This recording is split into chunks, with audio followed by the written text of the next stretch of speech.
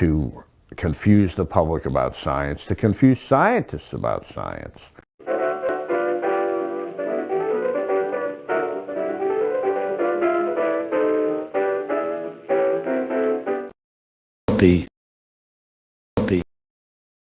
The 9 most terrifying words in the English language are, "I'm from the government and I'm here to help."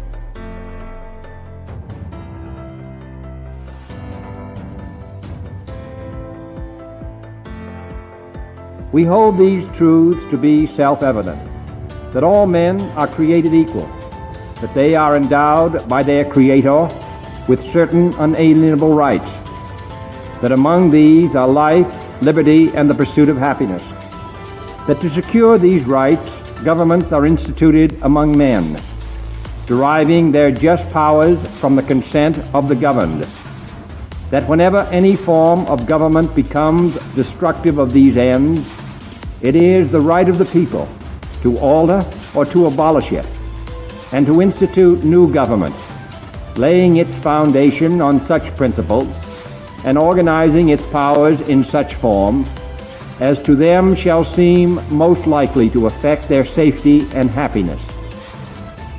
Prudence indeed will dictate that governments long established should not be changed for light and transient causes, and accordingly all experience hath shown that mankind are more disposed to suffer, while evils are sufferable, than to right themselves by abolishing the forms to which they are accustomed.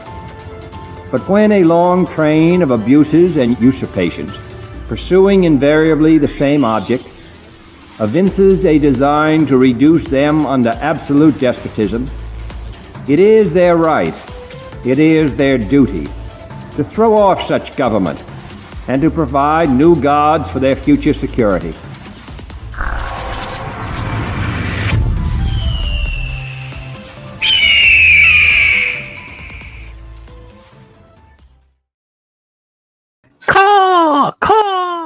Hello and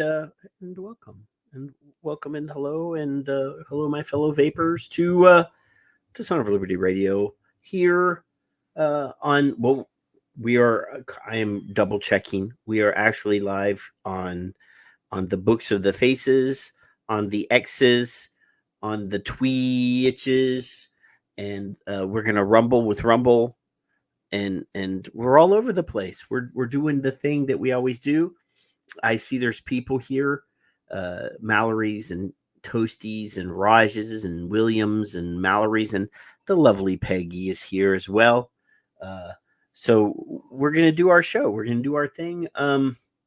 Now, to be clear and remember everybody that we will be leaving these other platforms at the very end to do a segment on the Rumble exclusively for the Rumbles. So stick around and go. If you're not already on the Rumbles, go to the Rumbles and download the apps and stuff, because at the end there's going to be something that's special just for the Rumbles. But Kevin is here, and Fig, the lovely Fig, has showed up in the chats as well. Hello, Fig. Let's bring Kevin in. That damn Fig's got me on a little roll in some kind of private messaging he was giving me a couple of weeks ago, and now I can't stand it. The damn Figs? Don't say damn Figs. That damn Fig. That's not nice. Hey, dude, I started a fight this morning at like 1 o'clock on Twitter. Was this the cigar thing? It was in response to somebody posting about the cigar thing. Yes. Well. Fig's hair. That's the only thing I'm worried about now. Well, at this point, it's been so long since we've seen Fig. His hair could have all fallen out. It could have turned gray. No. All sorts of evil shit could have happened. No. So I'm wearing this Tapatio hot sauce T-shirt. My wife says, "Why are you wearing that T-shirt?" And I said, "Because I'm gonna get spicy tonight." Spicy. Stop it, Fig. Will Webb, he's freaking out. Oh my God, a bald Fig. It could happen. That'll it never could happen. No. I'm just, I'm telling you, it is a possibility. Not acceptable. All that product that he's been putting in his hair over the years to make it so pretty. It could be coming back to haunting now. You never know. No. All the stress that the poor man has had to go through putting up with our shit over the years. It's possible. Well, it is absolutely possible. There, only the women, he says, only the women go bald in my family. Well, that's for, let's hope that your beautiful, lovely wife does not go bald because of you, Fig. That's right. Because she's a very, very lovely young lady. I like her better. I like him. There's absolutely nothing wrong with, a bald woman if she's got a good shaped head. Some people just aren't born with the head. Like my head is flat back here. They said it's from my mother not rolling me enough when I was a baby. So I thought it was from her slapping you. Well, that too. Hey, isn't Jada bald? Because I don't want to, keep that woman's name in my mouth too long. Sir, I don't know. I don't know about that situation because she claims to have alopecia, but I have had patients that have had alopecia and it doesn't look like that. And as far as I can remember, the furthest back my memory goes of Jada Smith, she was in a movie called Demon Knight. And it was a horror movie. And in that movie, she had no hair. And that was at the very beginning of her career. I hadn't heard of her until Chris said her name or alluded to her. What are you doing this week? What's going on? You got for me? You got so much of a mess in that chat. I didn't even look. I was like, God, what are you doing? Hey, Greg Conley. I'm not going to be up till Greg 6. Conley actually deemed it necessary to respond to one of my tweets. Who he hardly ever does that. Uh-oh. And he responded, and he agreed with me on all the things that I said. But he said that the things that I said didn't cause us to be in the situation where we were in, which I totally disagree with. And there were some people in that thread that were also agreeing with me. So I'm standing firm that unprofessional behavior is part of why we are where we are. Well, so anyway, not on our behalf, Kevin, because neither you or I ever made $1 off of this industry, but there were quite a lot of unprofessional folks in this, and never put. Maybe later on we'll read some of the replies, but they never put their big boy pants on. You're not going to make me cry, are you? No. But I did see that fellow. No, I'm not blocking anybody. Fellow. Well, I don't put myself on the level of the influencer. I'm not really I don't like that word, but influencer Nick Grimm Green is getting insulted quite boringly. Actually, the guy's a pretty lame insulter. I could come up with 100 other much better insults for Grimm Green. I wouldn't do it, but I could. Than what this lame guy is doing on the internet. Just some random guy insulting him. Yeah. Here, let me go over here and copy it, and I'm gonna throw the link in here for the Rumbles for William. All you have to do is type in "Son of Liberty Radio" and you'll find it. It's right there, boom. But there's the actual Rumble show link in the chat room there, Will. Let's get ready to rumble. Yeah, there's actually Bastards over there, and Mallory, she's doing her 2 places at one time sort of thing. She 2-timing? Oh.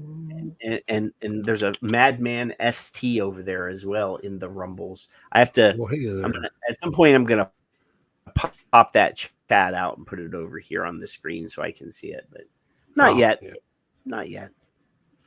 So what was your week like, Kevin? I've been doing grandpa duty and just stuff. Unimportant menial labor. I'm still not a plumber, by the way, just so you know. So now I know that William Webb is American Psycho 98 on the Rumble. And Madman ST is Steve. So we've got a lot of two-timers. That's okay. That's good. Fig, who do you despise? What is that? He says, good, I despise YouTube. Well, good. Now you can go over the Rumble. You can rumble with us. You won't even type it. We got the Rumble over there. I don't know Fig code. Oh. So anyway, the grandpa thing. What is the grandpa thing? Well, for instance, when he comes over, he's already getting a certain way of doing things when he gets here, and he likes to go to the shed. And a couple weeks ago, I don't know, 6 months ago, I said, this is your key. So we're calling the rooms the offices, Mama and Papa, you know. So I said, you got your own office back there. Well, and here's your key. And then I lost the damn key. Now, it's a symbol. It's symbolic, right? I mean, I got two keys. Yeah, but Grandpa, the Alzheimer's is already kicking in if you've lost it. So I got him last week. I said, now listen, I have something to tell you. You know, he's almost 5, so he's starting to catch on. I said, I got something to tell you. Papa lost your key. And he said, no, Papa, it's up there. Well, it wasn't up there. I picked him up and showed him where I put it. So I did find the key, though. So that made me happy and made him happy. He gasped. I've never heard him gasp. My key. Well, if somebody told you that they lost something that's important to you, exactly, you would be distressed. You would be upset, Kevin. Right. You've caused trauma in that young child's life already. He wasn't really, traumatized, of course, but I told him I thought I had misplaced it. What I really thought was it fell out of my pocket when I was mowing. That's where I thought it was in the yard. So I said, if it turns up, I'll let you know as soon as I find out. And I found it. And there it was. There you go. So then I made him happy. While mowing the yard. Yeah. Well. Yeah. So, this week there has been it's back to school week, Kevin. Back to school. So when I was a kid, we actually went to the bus stop, walked to the bus stop, got on the bus, and went to school. Yeah. For some reason, it appears that either the school doesn't have buses anymore, or these parents are so protective of little Jimmy and little Cindy that they're not going to allow them to ride the bus. So every kid that goes to this school that's right beside my house, every kid, their parents come and get them. And there's not enough road for them to run. So they line up on the road and block, there's 3 lanes of traffic. They block 2 of those lanes. So therefore, you can't get by.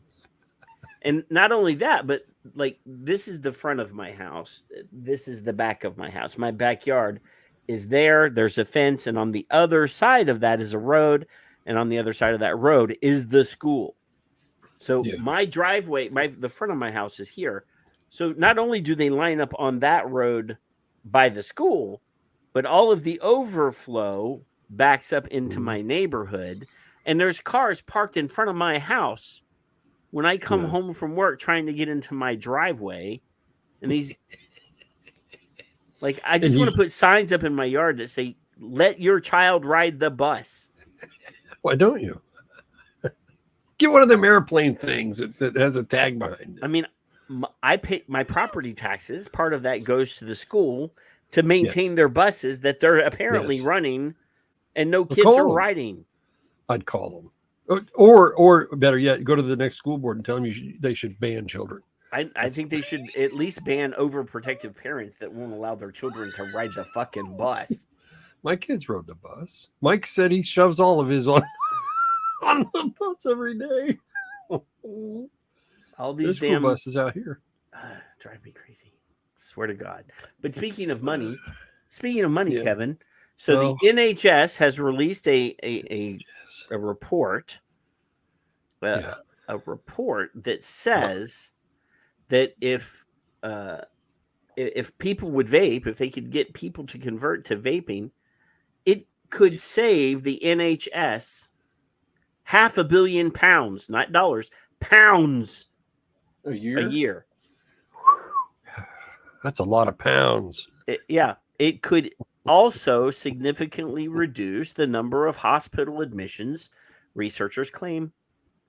So this is the National Health Services of the UK. They're a socialist health system. Yeah. And the taxpayers of that country pay like 50% or 60% income tax on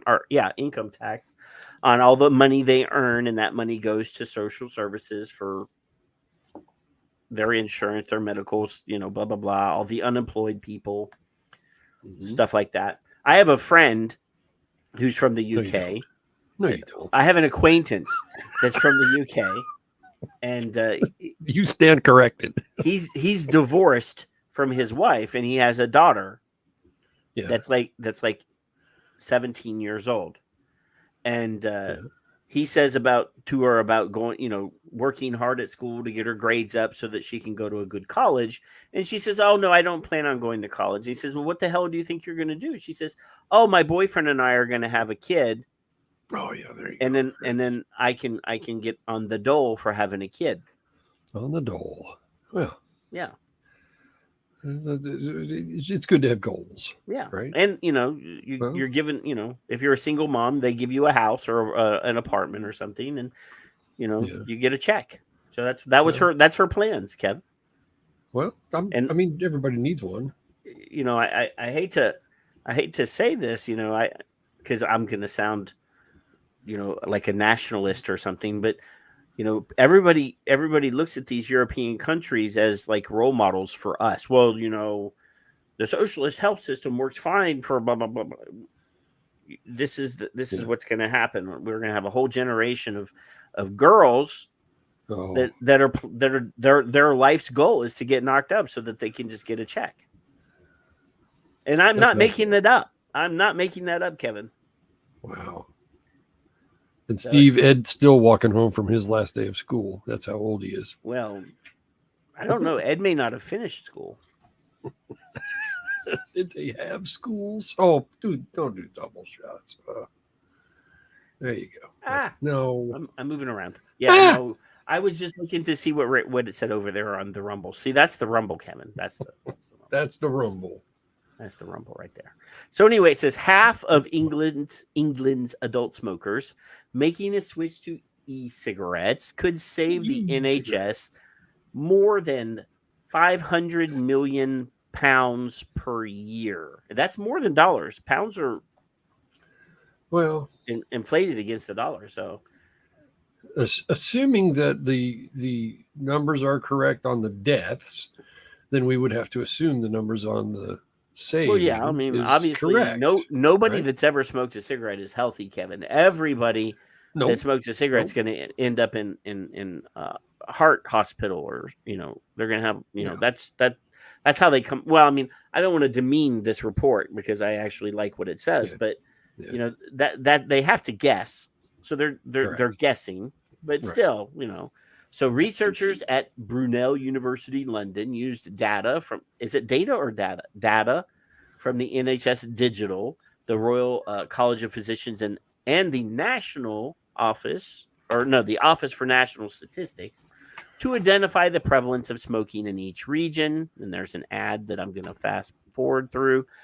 They found that between 2019 and 2021, 13.6% of people aged 18 and over in England smoked.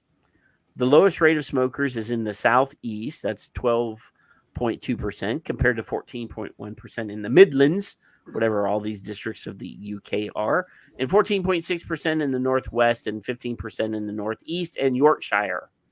So those guys in the northeast and Yorkshire, they're the unhealthy fucks because there's 15% of them. 15, yeah. Yeah.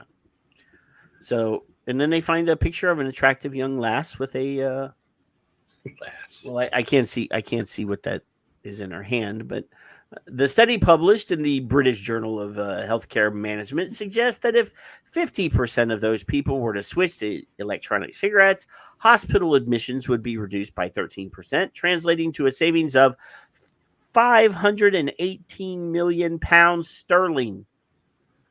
That's a lot of money. It's a lot of money. The figure was calculated by looking at data relating.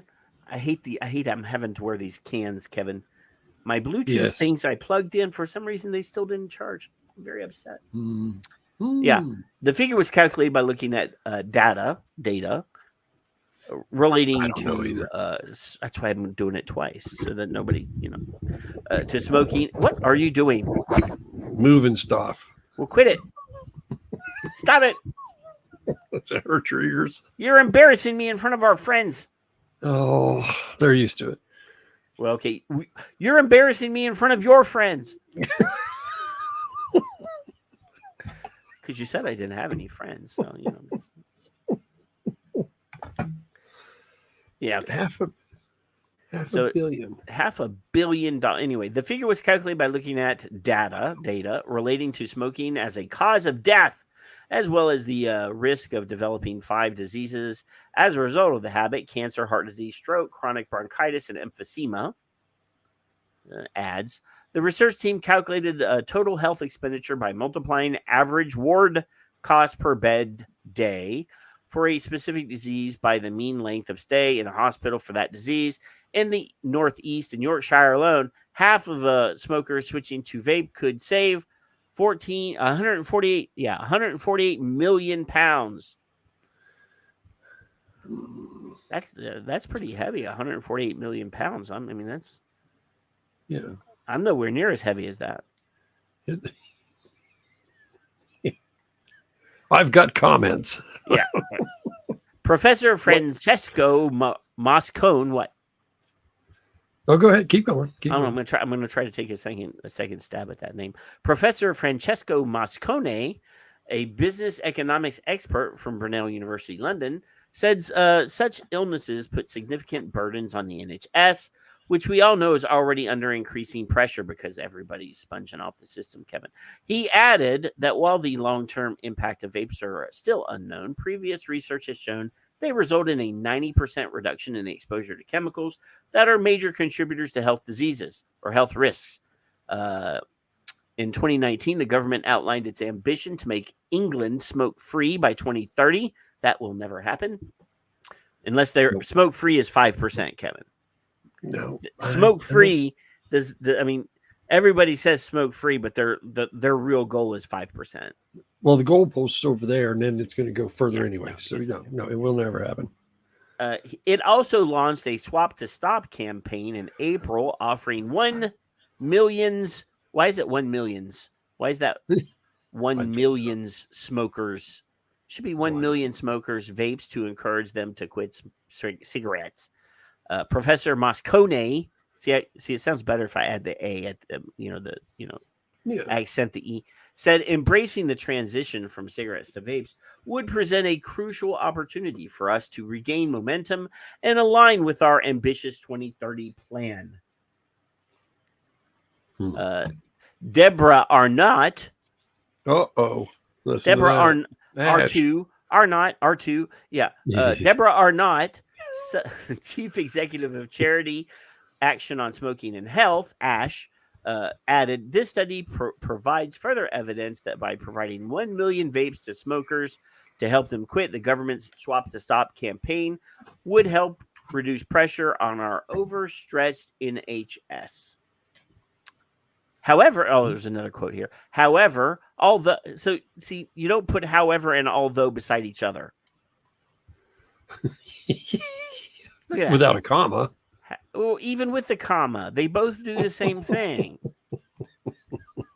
So if you just did although smoking costs the NHS, so if you say however smoking, it does the same thing. You don't need however and although.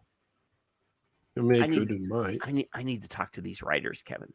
Anyway, however or although smoking costs the NHS well over $2 billion a year, the biggest benefit to public finances from reductions in smoking won't be to the NHS, but in reductions in spending on Social Security and social care due to smoking, which together amount to more than double the cost of smoking. So I'm wondering, you could take that two different ways.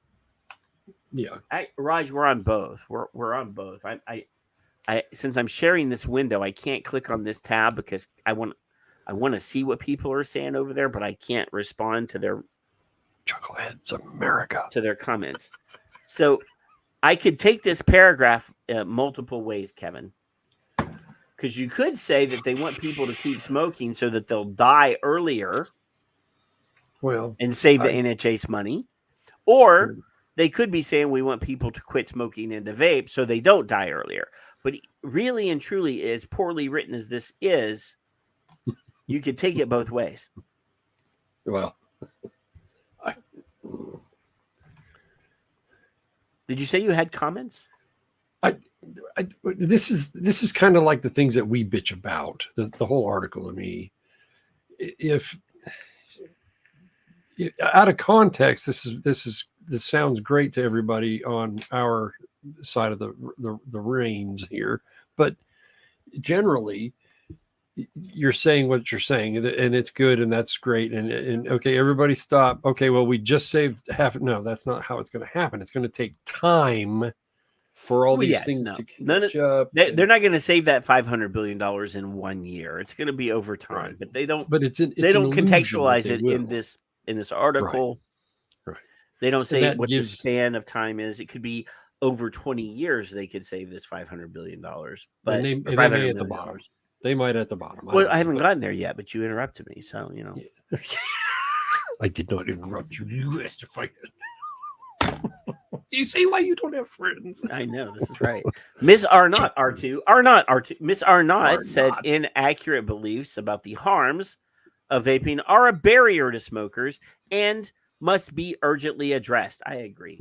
It comes amid concerns from a number of organizations about the trend of young people and children using e-cigarettes, with calls mounting for tighter regulations on their marketing and packaging. The Department of Health and Social Care said while vaping is a preferable alternative to smoking for adults, they do have concerns about the rise of youth vaping. So, you know, all this fear mongering over this rise of youth vaping thing, which this week, did you see the truth or no? Campaign for Tobacco Free Kids released a thing saying that their money is being well spent because the number of 50% drop the kids are seeing their ads. Yeah. But then like a tweet later, they said that that youth vaping is on the rise and it's an epidemic.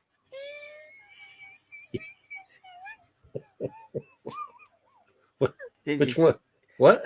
Did you see that misdirection? Here's our press release. We need that they actually paid for a study of their media campaigns to verify that their money was well spent. Because I can't see them. I don't know. I trust and believe that the others are taking track of those assholes. It was they haven't blocked me yet, but you know I don't have a new block this week to celebrate. So I'm still behind in the block category. I haven't Fig block him and then unblock him if you feel the need. But yeah, Charlie did call that out on Twitter. Oh, good. Yeah, they did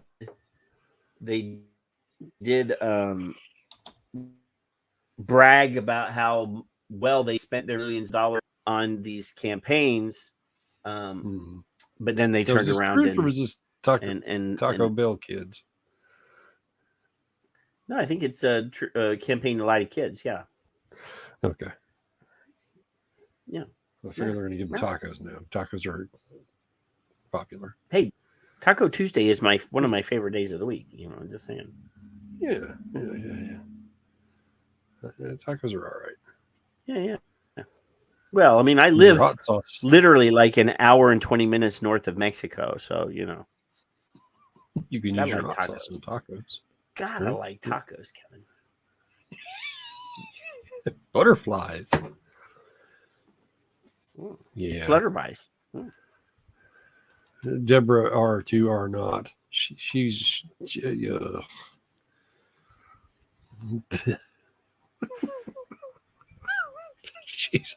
she's a twid. I can show you partially why. Yeah. She's been on the fence and off the fence, I think. Well, generally. I mean, apparently now she's off the fence. Yeah, better. I mean, she said a few good sentences there. Yeah. I mean, let me take a poll here. In or out of context. Make sure now that Steve not wants taco. I don't want to make Cussing is encouraged. You get bonus points for it. Chauvinistic comment. Oh. You know, I was gonna make, because she's a woman and they're allowed to change their minds. You know. Yeah. Well, just saying. Well, I'm just saying. But Peggy's over in the rumbles, so I won't say anything chauvinist because I like Peggy.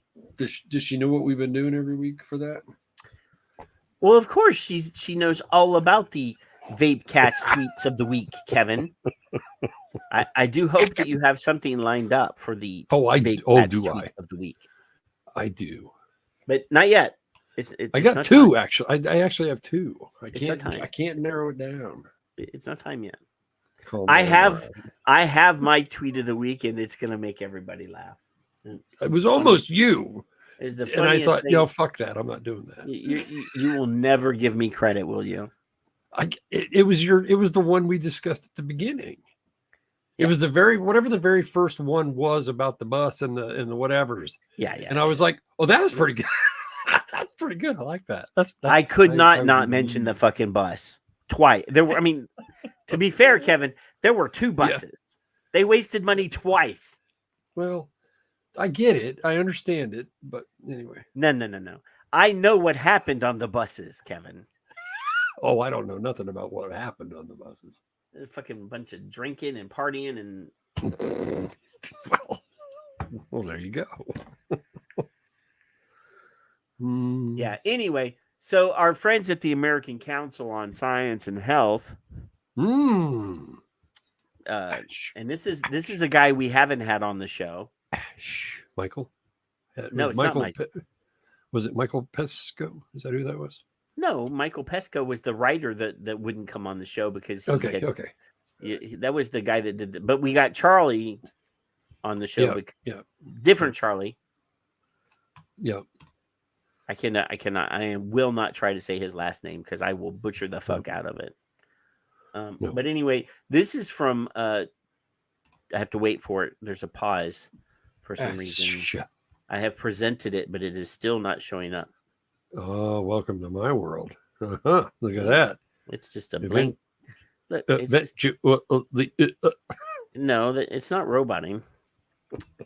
See, I can move us around. I've presented this screen. It's just not presenting itself. Maybe it's afraid. Maybe it's embarrassed. I don't know. Maybe it does have performance issues. But let's retry from the very beginning. Okay. Oh, now at least I got a spinny wheel. There, well, there it is. Doop. Vaping. There were a lot of vaping. Vaping as a gateway to cigarette smoking. Oh, I didn't see this. So, how many of you that have smoked and are now vaping, how many of you feel the urge to just stop vaping and go get your cigarette? I mean, it does exist. There are times where stress hits and you're like, I really fucking want one, but I'm not going to lie. But have you after spaghetti? And are people doing it en masse? I don't still believe at so. times. Yeah. As fewer individuals pick up cigarettes, more are picking up vape cartridges. Over time, some smokers move on to vaping, while some vapors move on to smoking. The gate swings both ways, just like Kevin. Swings both ways. Does perhaps the gate swing more one way or another? Authors of a new study offer what they've learned. So American Right. Council on Science and Health believes that smoking is bad for you, and that switching to vaping, nicotine vaping, not the cannabis kind or the the fentanyl kind, apparently, or the dude. Stop. Speaking, I brought up fentanyl. So I Yeah. have a lady, a patient. She's like 98 years old, and Yeah. she's upset because she has to find a new pain doctor because the last pain doctor fired her, and she said the doctor's name, and I said, "Oh, he didn't fire you, dear. He's just not allowed to see patients anymore, because he was over prescribing. So they removed his ability to write every prescription that he write has to be verified now. Wow. So yeah, he didn't fire you. He just and she said, well, he used to write me prescriptions for fentanyl, and that's the only thing that works. Yeah. Now, she's 98 years old, Kevin. I'm not going to judge a 98-year-old woman that wants fentanyl. I'm not doing it. No. No. She can have it. If I had the ability to give it to her, I would. I bring her a bucket. That's all I say. She's 98 years old. If she's addicted, she's addicted. She's survived this long. Let her have her fucking fentanyl. That's what I'm saying. But anyway. The first, I don't know if that's a caption or if that's part of the story here. The Ash believes that smoking is bad for you, that switching to nicotine is a form of harm reduction for the smoking. Yeah. That sentence I don't mind as much as I am bothered by the next one. We do not advocate for consuming nicotine in any form. And then they have the but. The first part is what I want public health experts, boy, my throat hurts, to do. That's because you swing both ways, Kevin.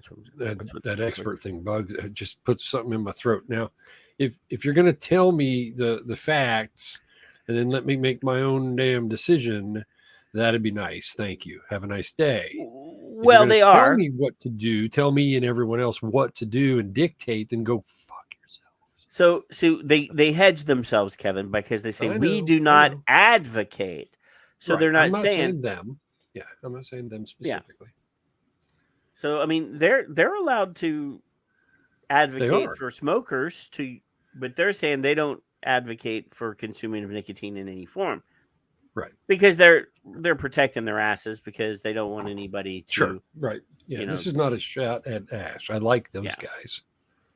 Because they have been referred to as big tobacco shills, just like we have. So they were one of the earlier articles that I found. Honestly, was these guys with nicotine. So anyway, yeah. But the reality is, Kevin, those initially entranced by vaping may become dual users. I don't believe that happens. Lighting up and inhaling, or just lighting up a cancer stick.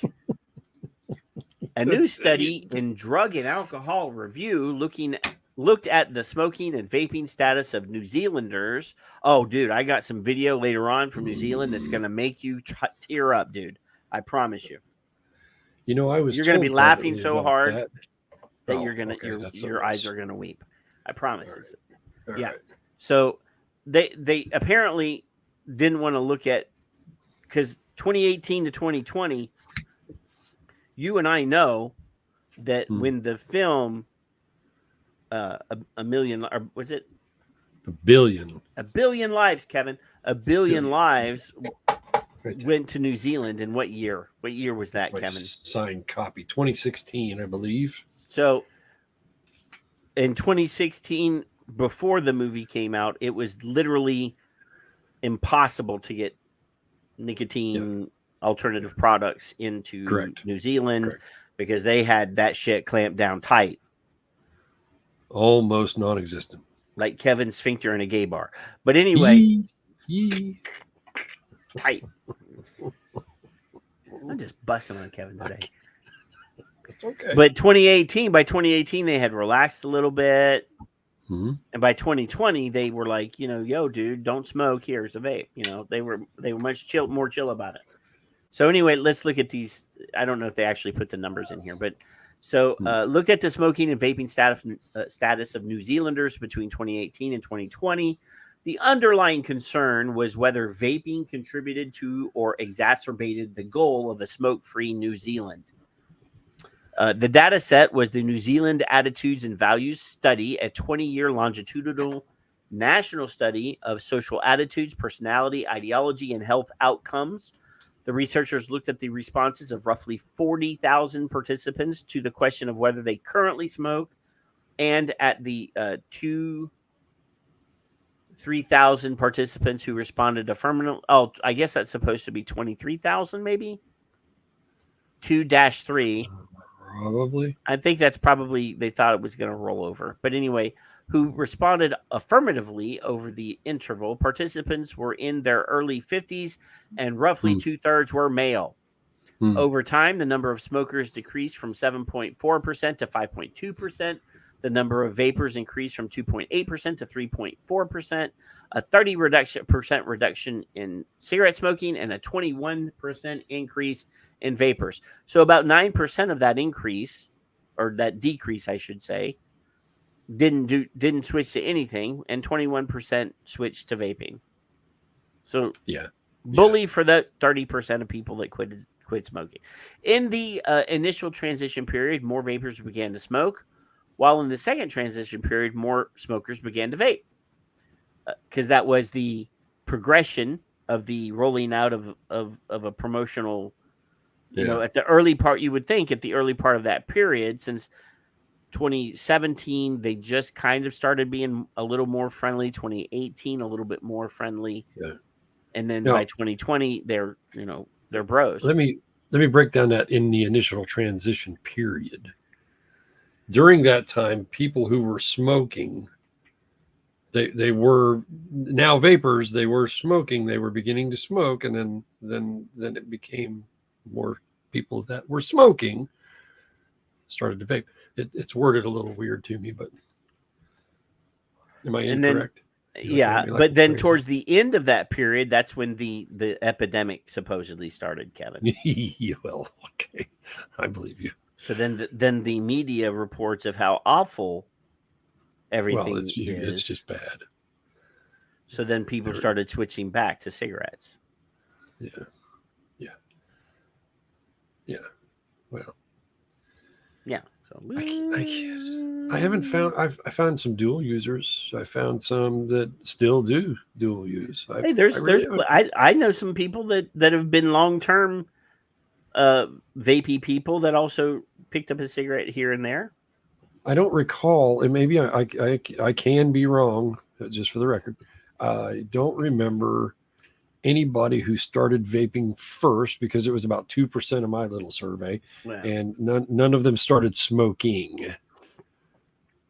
Yeah, so no, I've never seen that. I've never seen that happen. I've never seen that curve, and you can take a 2%. I've never seen a never smoker who started vaping become a smoker. I've never seen that. Yeah. Now I've seen people that smoke become vapors and then become smokers again. Yes. Whether that's because of misinformation or reduced access because vape shops are closing, wrong devices, wrong mixes, bump into the wrong person and say, "Oh, well, that disposable device that you like, you're not a vapor. You might as well just smoke a cigarette." There are some assholes in our shaming stupidity, right? Yeah. So, anyway, he says, "Is the cup half empty or half full? This is a fair interpretation of the data, but not the only one. Cumulatively, while considering smoking and vaping, there was an overall decrease, and importantly, among those using nicotine, there was a shift to vaping, a safer, although not the safest choice, which would be not smoking or vaping." That's true. Yeah. For the reason, I mean, obviously, quit or die does not work. So not for everyone, at least. I mean, there are people that can go cold turkey and never have a problem. And then there are other people that like the experience of nicotine so much that it's more difficult. So everybody's different. Yes. Sometimes you feel like a nut. Sometimes you don't, Kevin. We're all the same, only different. Exactly. Yeah. Correct. So anyway, Contrary to the desired hope, vaping appears to have emerged as just another smoking-related behavior rather than a substitute for smoking that primarily helps people quit. That's not true. And as long as you think that, you'll still have a job. Yes. And your public university that collects funds from the sale of cigarettes will continue to get paid. How many jobs can you say that are designed to put themselves out of business? Out of business. And I mean closed. Like we're never going to reopen. We've done our job. In the public health sector. I don't Zero. know that. I mean, at this point, we know that quite a lot of people are maintenance vapors. They vape to maintain the levels that they like, right? Yeah. So, true. You know, it is what it is. I don't think that every person that vapes necessarily needs to or wants to quit. I don't. I choose to continue to do what I do because I like what I do. Well, I only vape so I can come like up what here I on do. Friday nights and fuck with you. That's why I vape. Yeah. All right. So this week, Kevin. This week since I said back to school week. So have your children put their helmets on. Literally like dozens and dozens of news articles and video clips of the horror stories that teachers are going to have to experience because those damn kids are going to go into the bathroom and do something and we can't have them doing stuff. So let's put cameras or let's put sensors or let's put microphones in there so we can spy on them.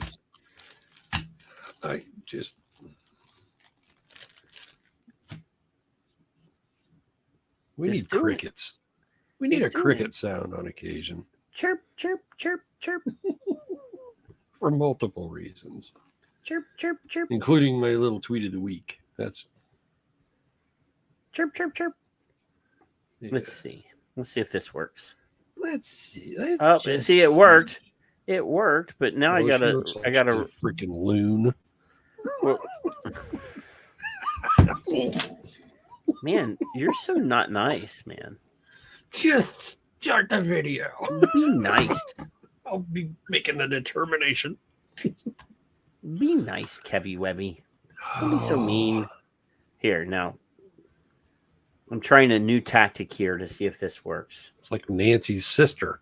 Yeah, let's see. Well, this is Nancy's much younger sister. Dozens of North Texas school districts return to school this week. One district is sending out a warning about vape pens that look a lot like a legitimate school supply. Pilot Point ISD's police department shared a post they say came from a local vape store owner showing a vape that looks just like a highlighter. The district says these are created. Now, I do have to call this one. This is a load of BS. This is a Chinese manufacturer that just knows that, we're having enough problems of our own. So let's they'll manufacture anything if somebody's paying, right? But literally that is fucking designed to look exactly like a highlighter. I'm sure. Yeah. We didn't have those when I was in school, but needed to be discreet, and they want parents to know what to look out for. Now, under Texas law, if a teacher finds a student with any sort of e-cigarette or vape, they have to be removed from class and placed in a disciplinary program. As dozens of North. What's her name? Nancy. Nancy, under Texas law, I'd imagine it's illegal for children to purchase those fucking things. Well, I do actually have a story later on that explains the new disciplinary program. Will there be spankings? They got some rope. They're going to tie them up. And Kevin, we already know that teachers. Is that a stretch rack? Predators. What do they call that thing? Where they stick them up on there and they just stretch them out? It's called the rack. They should do that to the adults. I think the children should strap the adults in it. I thought you were going to say something else about a different sort of strap device. worrying me for a minute there. That's right. Tase them and send them to juvenile hall.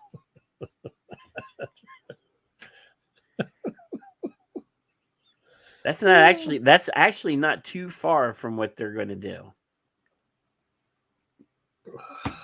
That's actually not too far away from the truth. I have to go over to X for a minute, Kevin. All these brilliant people still can't figure out how to enforce a law. Yeah, of all things. Let me Stuns pin me. this to my profile. Pin. There we go. I got to scroll down here. You do here that. it You is. scroll.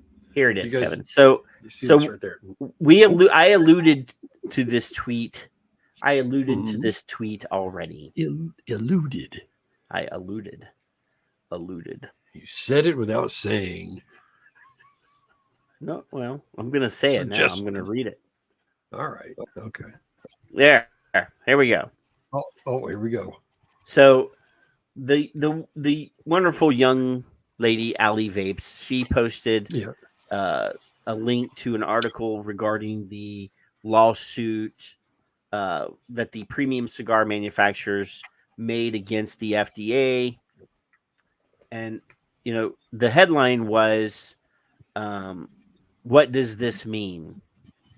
Mm-hmm. So I responded, and I'm going to read what I wrote because I believe everything that I said, and I will stand by everything I said.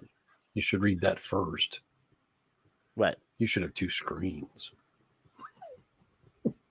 So not only did I reply with this text that is here on her tweet, but I posted on my wall, and I'm not speaking at her. Like so I wanted to let everyone know that I was not responding harshly to her, but it felt like I needed to get this off my chest. So anyway, I responded only the section regarding premium cigars, because the headline was that FDA was ordered to vacate their deeming, and not just the deeming of cigars, but also of vaping, of other tobacco products, yada yada yada. So only the section regarding regarding premium cigars. It means that the cigar manufacturers wrote big honking checks for a cadre of attorneys to protect their businesses. They didn't go around the internet posting F the FDA. They didn't rely on a couple of responsible businesses to fight for the entirety of their industry. They didn't waste money driving around in a wrapped bus twice. They hunkered down, they fought. They didn't expect their customers to put their money into anything other than the products that they make. They didn't wage a price war to the bottom, devaluing their product and cutting their revenue so they couldn't afford to defend their businesses. It actually means a lot of things. And I mean, I believe every one of those things. If you were around when I started vaping, there was a certain price expectation for these products. And then a bunch of assholes that just figured they could make a cheap ass product in volume and put a lower price point on it, devalued their product. If they'd have stayed to the original pricing structure, and they could have made triple the price that they were making, and people would have paid for it, because everyone was paying the same price for a 20 or 30 mil bottle, right? Like 30, 40 bucks, 50 bucks. No, I mean, a 30 mil bottle usually costs around $20.99. But then they started producing 120 mil bottles, and they were selling them for $15.99. Right. So then when it came time for people to pass the hat around, they didn't have any fucking money to put in the hat, Kevin. They didn't think they needed a hat. So yeah, most of them were what money they did have. I can remember going on Instagram and seeing all these e-liquid guys that I knew, like, posting that they had custom, $300, $400 sneakers that they just got on the internet that they were only going to wear once, and they're going to, posting pictures of their tricked out rides that are $150,000 cars. Mm-hmm. But then those same companies were never members of a trade organization. Right. They forced a division, a split from one trade organization into two trade organizations because they wanted some sort of popularity contest or something. Right. Instead of hunkering down and working from within one organization, they forced a split and a division in the industry that should never have fucking happened. No, we would have had a few chuckleheads here and there, but then if it were cut and dry in general, it would have probably gone a lot quicker and better. Yeah. Probably. Maybe. I don't know. There's always going to be chuckleheads, but William Webb is throwing shade in the chat room over here. So, it's ridiculous that it wasn't a business, though. I read the court documents. One of the responses was, well, we made the same arguments and we lost. We didn't make the same arguments. We made half-assed attempts at similar arguments, but we didn't make the same arguments. We didn't provide a full defense. Right. So I gave defense to an attorney, and he just kind of scoffed at me. So there you go. We didn't hire the Partially. cream of the crop attorneys. We hired fucking drunk ass, pill popping, racist piece of shits that shoot his crossbow at his neighbor's house and lose it and have to voluntarily give up his license to practice law in his home state. We didn't hire the best of the best. The sad fact of the matter is he actually agreed with me in this tweet. Oh, yeah? Like, he posts down below in response to somebody's thing saying, well, there were times that the industry really didn't purport itself in a professional way. And I'm like, what did he just fucking say? This is the attorney. I have screenshots of him telling me that ethics don't mean anything. And he's over here now trying to put on the face of a professional person. Holy shit. I told you I was going to get spicy tonight. Let them read the books. Just leave it. Can't give it all. Like, I really did want to start even more shit by like responding to his response to my response. Well, saying, you what can the fuck if you are like. you It's your talking fucking about? show. I don't care. I did. Listen, I guess I don't really need a spot in Demi or Phil's separate, because they should be separate. They should do one together and then they do separates. And then your book, I need like one paragraph. I don't even need a chapter. I just want a paragraph. So my brave friend Nick Orlando, he responds, they didn't run and hide behind something else, like switching over to like a different CBD type product or anything, or abandon the industry. They banded together and fought for what they felt was right. They became vested and they won. Yes. Yeah.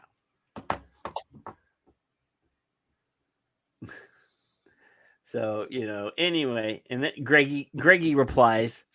Greggy. Now, Greggy says the biggest difference is that 31,000 kids use premium cigars. That's different. But, so there's much fewer kids using premium cigars than kids that are using vapes. But he says that all my critiques are fair, regardless of the fair critiques that can be made of the vapor industry and its advocates, myself included. Yeah. He says it wasn't a matter of paying the right attorneys and shaking the right hands or the correct hands. I disagree.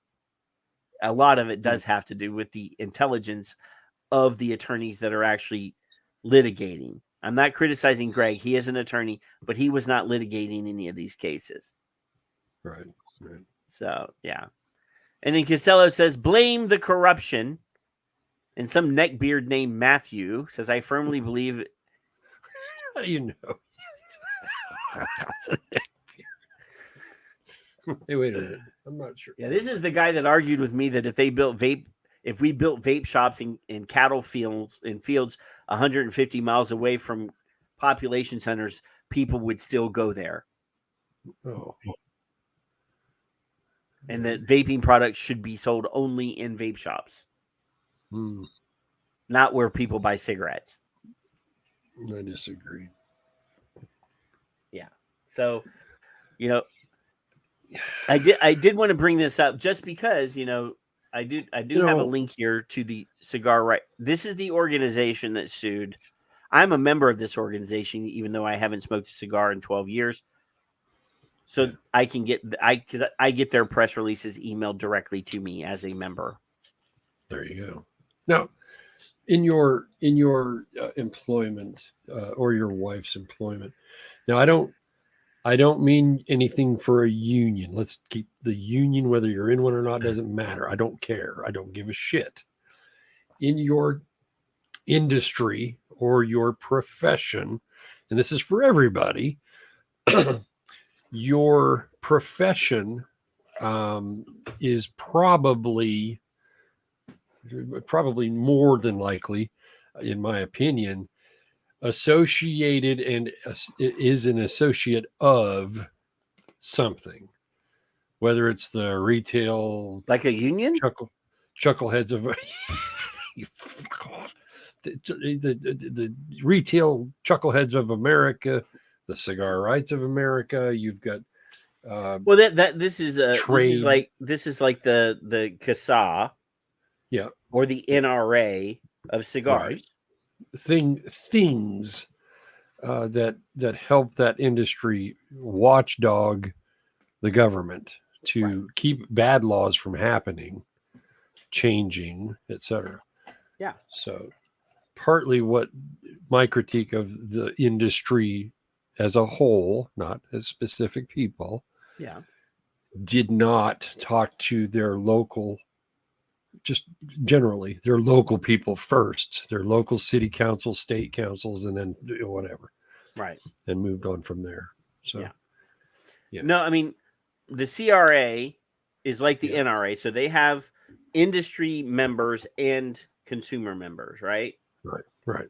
So I guarantee you, I promise you, because I know, I shouldn't say I know, I'm not bros with, but I have met quite a lot of these premium cigar manufacturers. Rocky Patel, his cousin Nish Patel, Pete from Illusion, Tatuahi, Drew, the guys from Drew Estates. These guys are professional. And I guarantee you, when CRA said we're going to file a fucking federal lawsuit, those guys broke out their fucking checks and wrote checks with at least 6, if not more zeros, behind that number, that wherever it needed to go.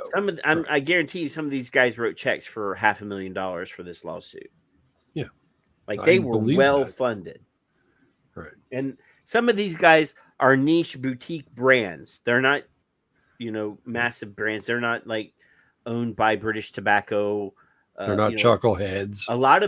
There are a lot of the premium cigar manufacturers that are owned by, British Tobacco and, different companies. Mm-hmm. Dunhill probably owns, so. Yeah, Swisher Sweet or whatever. No, none of the. I mean, Swisher doesn't own any fucking premium cigar manufacturing. Okay, well, I don't do cigars, but as an example, Swisher is National Tobacco, Kevin. They're. Oh, are they? Okay. Yeah. So, and we know those guys, and those guys are good guys. Good. They used to buy ad space in like every one of my magazines. So, wow. I have no problem with National Tobacco. We wouldn't have had Safada to begin with if it wasn't for National Tobacco. So they were the guys that bankrolled the formation of that organization. So I got nothing horrible to say about it. And they make rolling paper. They don't make cigarettes. They make sundry side things. They partner with Swisher and stuff. But they don't make cigarettes. But anyway. So this says, today, U.S. District Judge Amit Mehta, I'm not saying that right, probably, but ordered the U.S. Food and Drug Administration to exempt premium cigars from tobacco regulations that the agency put in place in 2016. This ruling, which follows nearly 7 years of litigation, is a historic victory for the industry and a significant pushback against arbitrary FDA regulation. CRA, which funded and led the successful challenge, argued that the inclusion of premium cigars in the 2016 deeming rule by FDA was fundamentally misguided and based on unsound science.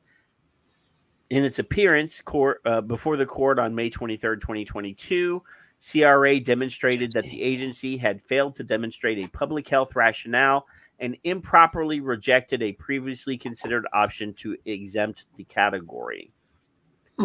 On July 5th of last year, Judge Mehta agreed, ruling that the inclusion of premium cigars was arbitrary and capricious in violation of the Administration Procedures Act. Specifically, Judge Mehta found that the FDA ignored scientific evidence on the use of premium cigars that CRA submitted, and instead of addressing the relevant data before it, the agency resorted to a common refrain to obscure the issue. Hello, Janine.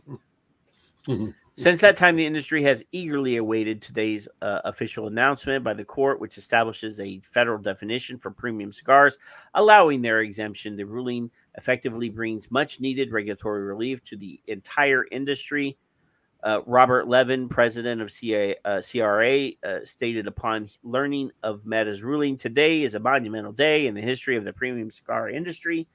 The court's ruling is further testament to the years-long effort by the CRA legislative and legal teams to give voice to our long-held belief that premium cigars should never have been regulated by the FDA in the first place.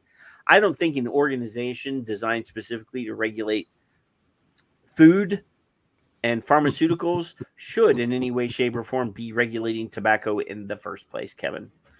Oh, they got enough fuck-ups doing that on their own. They don't have enough people, they don't have enough resources, they don't have the expertise necessary to fairly regulate a product that has nothing to do with anything else that they have ever tried to regulate. Call me crazy, but I don't think that is anywhere near their comfort zone. They're out of their realm of reality in general. Yeah.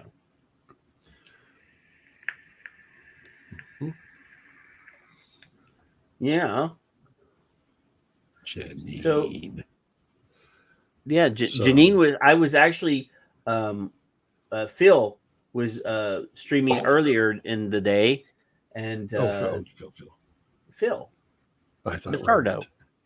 No, I don't think the rodent has the ability to live stream. But she was in the chat room there, and I said hello to her there. Yeah. Mm-hmm. Yeah, Phil was drinking shots, and he was opening some sort of new Anakin product, and also he was unboxing a laser for laser engraving, and he showed a video of him unboxing his laser engraving laser thing. Ooh. Janine says she gets around. That's possible. I cannot make any comment. I choose to be a gentleman in this situation and not say what. If anybody else had said that, I would have totally landed on that and made some sort of snide comment. But since it's our friend, the lovely Janine Timmons, we'll just allude to having them. Well, we've got them. We're just not going to use them. I will not pounce on that comment. Oh. But if Kevin had said, "I get around," I would say yes. It's written on the bathroom wall of all the truck stops. All the church stops. Oh, you said truck. Okay, never mind. Kevin's a lot lizard. Yeah, that's me. A lot lizard. Yeah. His cab driving was just a front. Mm. Mm-hmm. You know, as bad a sounding a profession as cab driving was, we, not personally, but we as a company, were members of the TPLA. Yeah. Taxi Paratransit Limousine Association. Now, yeah. Did you actually have a medallion? We had local Dayton, Ohio medallions. Yeah. Yeah. Okay. Yeah. Well, they were tiny. Remember the bicycle plates you used to get it out of the Cheerios? It was kind of like that, only a little bit better. They were they were square, little tiny things. Uh-huh. No, I always refer to, like, when you're watching a movie and somebody gets in a cab and they have a bad experience and they say, "Well, I'm going to have your medallion revoked." That's right. I want your number, buddy. Yeah, I've got my ID somewhere. Yeah. So this is from Peter Roff. Reform the FDA before it kills us. No, defund the FDA before it kills us. That might be something we could talk to Trump about. Hey, if you're gonna if you don't get imprisoned, oh, here we go. And you possibly get elected, what do you think about cutting the FDA budget in half? By at least. Yeah. I mean, I still want them to, to blank check pharmaceuticals, because that's what they do. They just rubber stamp. I want them to allow the people who's fucking sitting there being paid to talk. That's they're never gonna talk. To be shut up. They're fucking hushing them. Yeah. The human capacity for processing information is limited, especially in Kevin's case. People running for office who recognize this and adapt their campaign messages accordingly usually do better than those who don't. It's not that the voters are dumb. Far from it. In the years since the end of World War II, the federal government has grown in both size and scope to a scale most of the nation's founding generation would not have believed possible. The regulatory impulse has led to a permanent and unaccountable meta-government at the bureaucratic level that often ignores the general welfare and sentiments of the people in the name of protecting them. Vivek Ramaswamy, that's the guy that's running to be a president. Vivek Ramaswamy, Kevin. Yeah. He's a biotech entrepreneur currently seeking the 2024 GOP presidential nomination. He's making the need to prune the permanent government back as a centerpiece of his campaign. An Ohio-born first-generation American, he's out on the hustings, whatever that is, like a high-tech Paul Revere, calling for us to address the excess of the administrative state. In a welcome contribution to the national debate, federal regulators have been out of control for some time, writing rules that have the force of law, free of the accountability that comes through the democratic process. Mm-hmm. There is, as Ramaswamy, I'm sure I'm not saying that name right, Ramaswamy acknowledges, a veritable alphabet soup of agencies known by their initials that hold the power of life and death over essential sectors of the economy and increasingly over us. Wait, Patrick, do they mean the nonprofit political front groups, or do they mean the FDA, CDC, and the NIH? Those guys. Okay. So, because you should allude to the others. Addy Tooney wants to know what the fuck a first-generation American is. Well, that would be my mother is a first-generation American. Her parents came to America as immigrants, and my mother was their first child. Or if my wife and I were to have a child, because my wife was an immigrant and became a citizen, her child would be a first-generation American as well. That's what a first-generation American is. We're both first-generation chuckleheads. Yeah.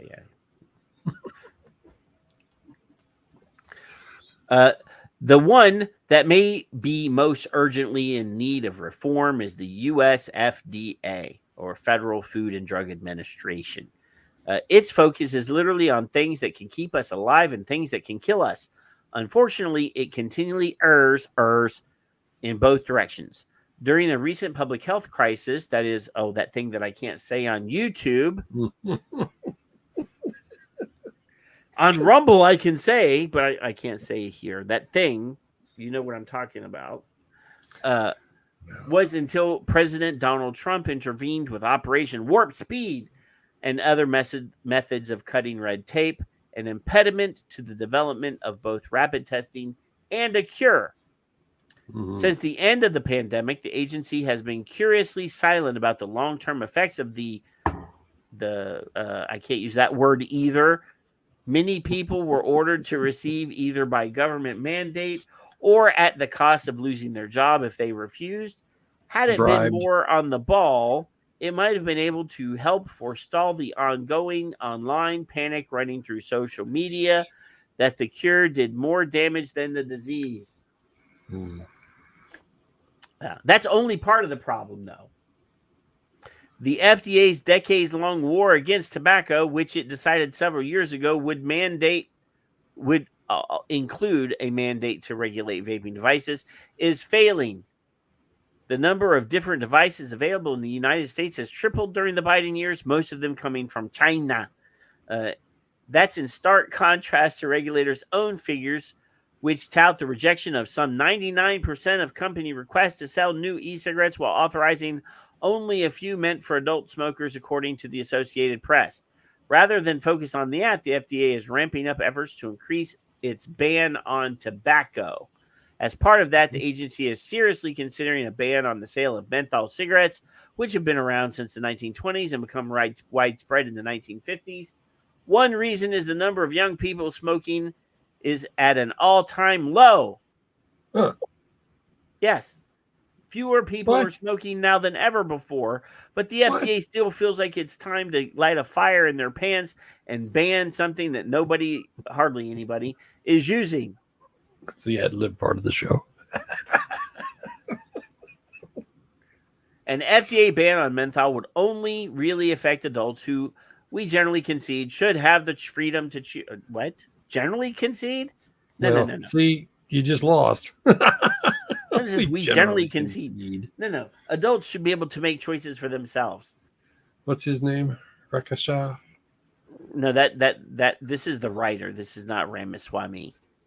This is let me scroll back up here. Peter Roff. Whoever Peter Roff is. That's a guest column, is what it says here. No. I don't generally concede that adults should make choices that they should have the freedom to choose for themselves. I demand that adults be granted the freedom to not granted the freedom, that they should be able to exercise the freedom to make choices for themselves. Adults may prefer flavored vapes and tobacco, especially if they've chosen vaping as an alternative. Young people also prefer favorite flavors, making them a safety hazard in the government's mind. As such, they were driven from the U.S. Market by the FDA. So yes, let's drive away the American business guys that were motivated to follow the rules, and let's kick them out of business, and then allow a giant, huge black market to appear, and China will make anything that you pay them to make. Now they won't allow these products to be sold in their country, but they'll manufacture them and allow them to be shipped anywhere that you want to ship them. Because they want your fucking money. They don't care what you're making. No. So it says here, except for what's coming from China, it apparently can't do anything about them or doesn't want to expend the resources and political capital necessary to try. The pivot to menthol from flavor vapes might be what you'd see the private sector do. Hit a wall, move to something else.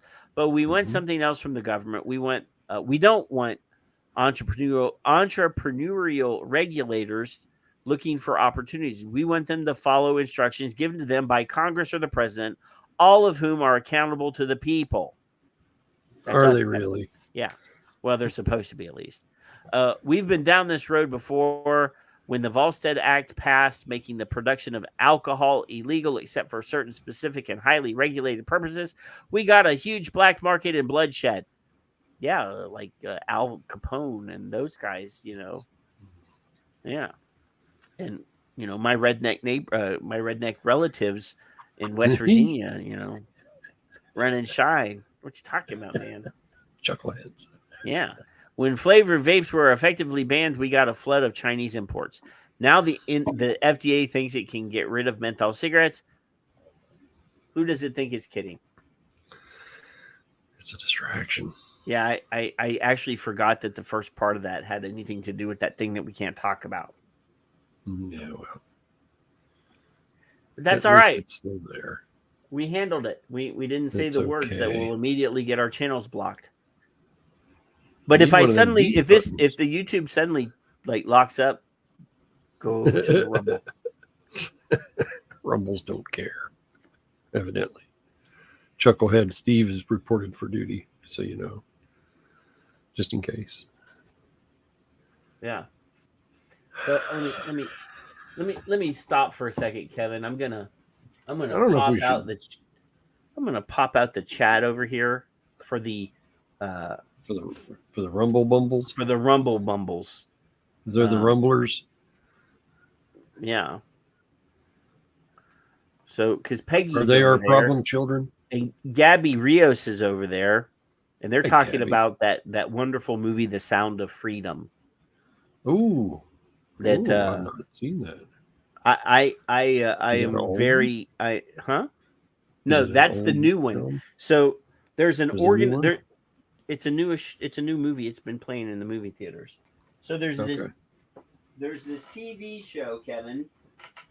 It's called The Chosen. Okay. And it's been on for 3 years now. This I've is the heard of first it. 2 seasons. And it's put out by this Angel company. Mhm. So the Chosen was originally crowdfunded on like Kickstarter or something. People put money in it, and they made this TV show about the apostles. Okay. After the death of Christ. And they took that money that they made a fairly great quality TV program. It's not for TV though, it's for streaming. And then they took that money and they turned around and put it into production of other things. Well, this movie, Sound of Freedom, was actually produced by another company, and then Disney bought it for like $15 million. Okay. And then they shelved it. They never released it. It's been done for like 2 years. Ooh, So okay. then the Angel guys did some fundraising or whatever, and I'm not sure, but I think I heard that Mel Gibson might have thrown a check at them too, and they bought it for $15 million from Disney just so that they could release it.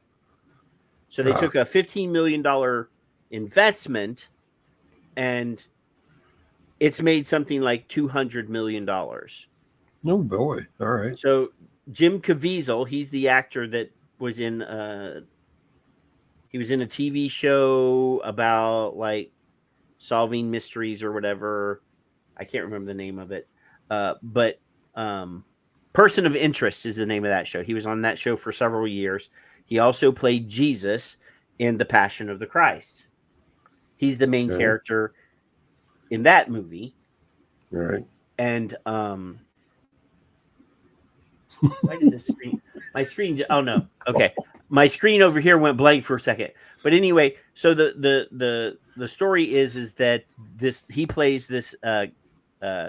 He's the Homeland Security agent whose mission is to go and investigate human trafficking.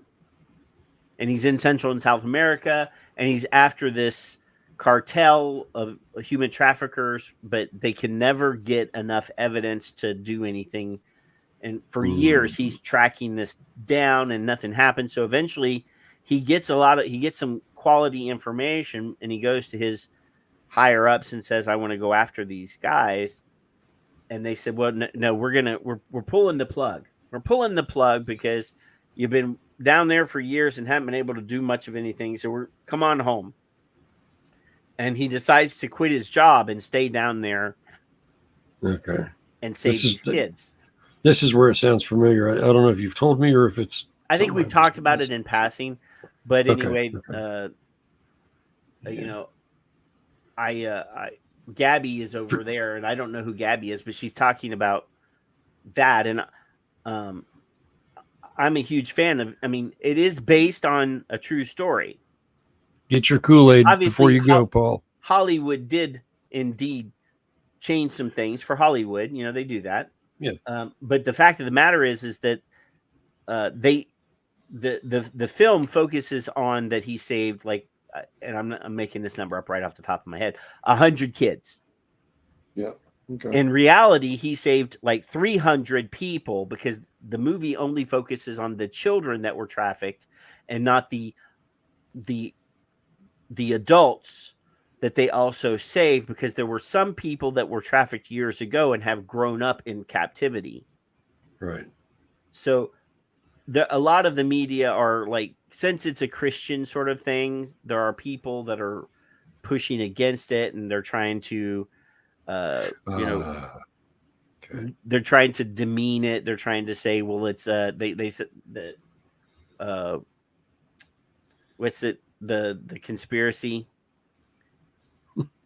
the Trump conspiracy thing that was online, the QAnon, that it's a QAnon fantasy, but it is indeed based on real life events. I mean, obviously it is Hollywooded up a little bit and changed around a little bit, but it is based on something that did happen. And I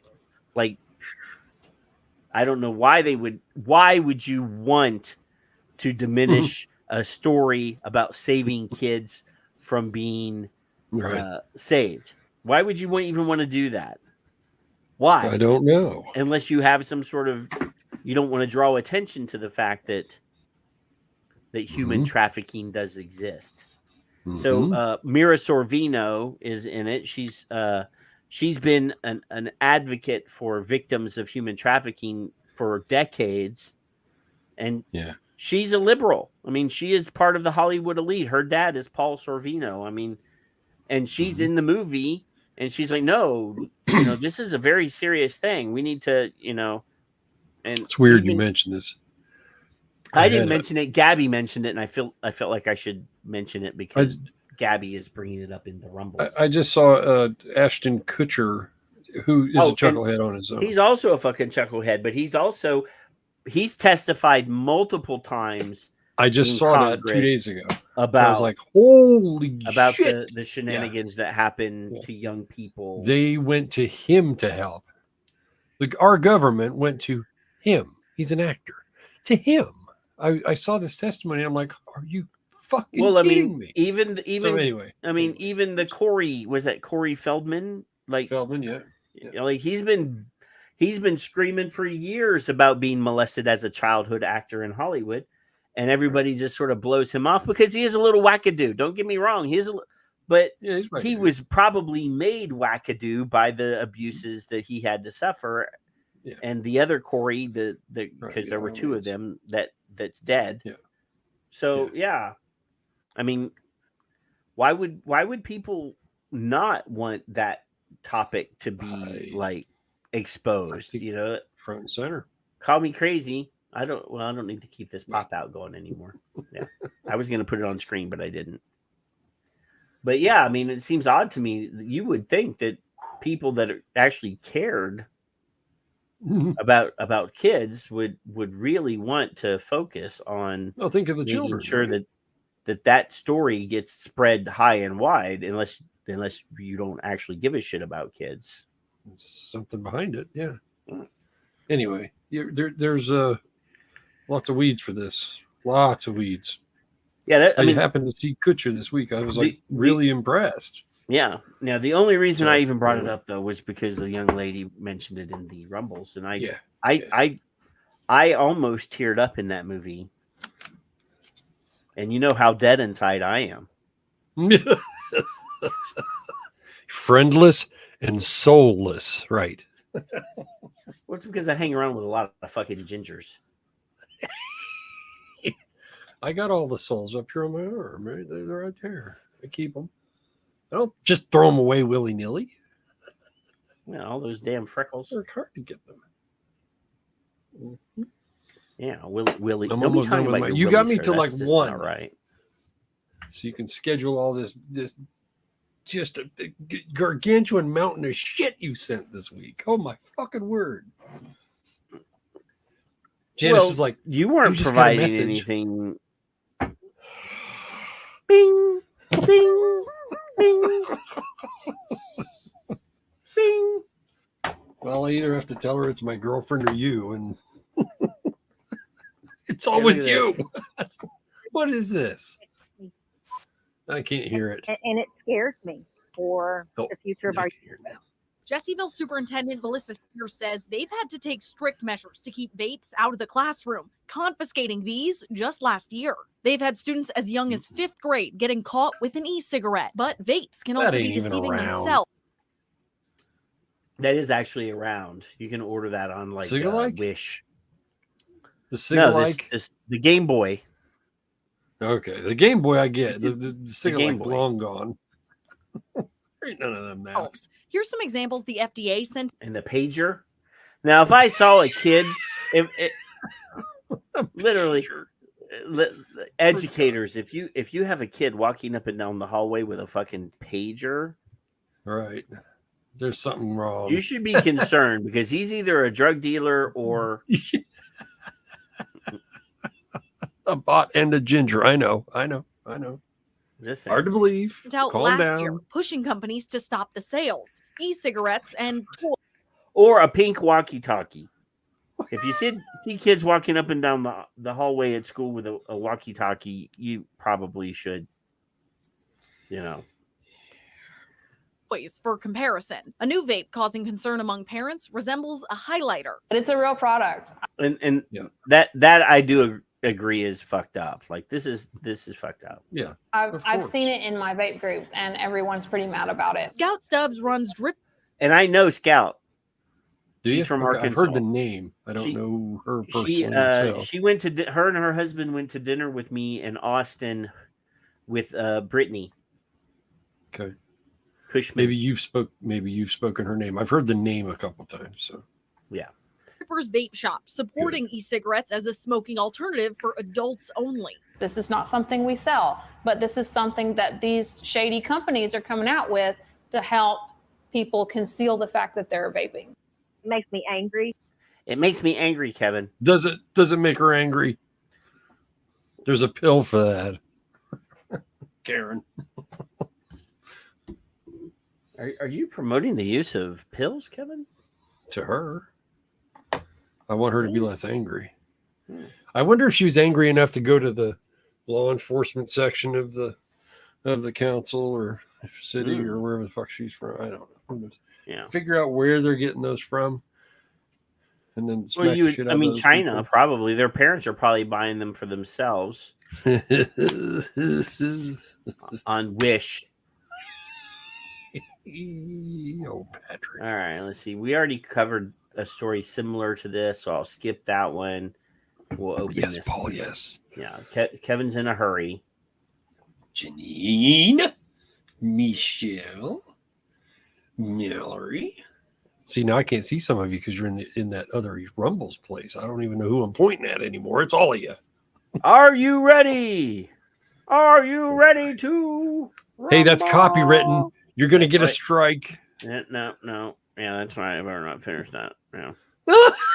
I don't remember who owns it, but yeah. Michael, the guy that did it. Michael, but what I can't. Starts with a B. You can, Mallory. You just have to find it, and then see how it's easy to get. Yeah. Oh, here's another one. So this is where I live, Nueces County. This is right beside my office. What are you not doing enough then? This is literally right beside my office. I was there today, not at the courthouse, but adjacent to the courthouse. You paying off your fines, or are you checking in with your parole officer? Well, hit the play button. I'm Michaela Chavez at the Nueces County Courthouse, where last year students present if they were caught with a vape. This year, it's not just the courthouse they'll have to report to. Senate Bill 428 says Texas students caught in possession or use of a vape or e-cigarette on campus may be taken away from campus and sent to the district's disciplinary alternative education program. Last year alone, Nueces County Precinct 1 Judge Joe Benavides says he saw about 1,000 cases related to vaping in his courtroom. 1,000 cases? Really? Related to? All right, so let's see. You ran over a little old lady and you had a vape in your hand. Killed a dog. Yeah, and you were vaping? Oh, okay. Yeah, see, now that's why you had this. Well, look what happens when you do that. Yeah. Bunch of dog From killing students people. as young as new middle to senior in high school. I believe that if we try to reach out to our kids at a younger age, that the outcome would be much positive on the eradication of vaping. Benavides says he puts students caught vaping on 60-day probation as a Class C misdemeanor. But if students show up to school and stay out of trouble during the probation period, it will be dismissed.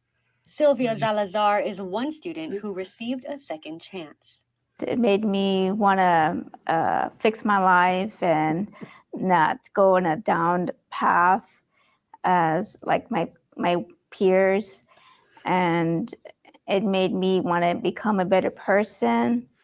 Kevin, what? All you people that vape, you're not good people, according to this young lady.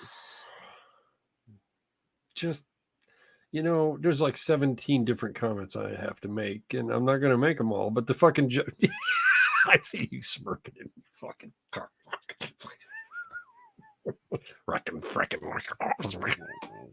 Did you see Big Bruni's in here? Big B's in here. Oh, yeah. He just, such a beautiful guy. Have you seen him lately? He just, look at that beard. I haven't seen him lately. I was worried at his age when you disappeared. I love that. I love that old crotchety bastard. Nurse practitioner Sylvia McMahon says another form of prevention is being educated about the harmful effects of vaping. It raises your blood pressure, and it can raise your... You know what raises my blood pressure? Curly hair. That's what... Nurse practitioners that really shouldn't be nurse practitioners. Pulse. And so what happens is you couple that with one of these energy drinks out there, and you've got kids... Oh, dear God. Oh, see, well then caffeine and nicotine. Oh dear, now they're gonna. Wait a minute. Are you telling me that the triple shot espresso that I drink every morning while vaping on my way to my first office? Do, don't you? Are you that guy? I am that guy. The crapo. I get the rocket fuel, dude. No, man, it's like 4 times the caffeine. I got to get it in fast.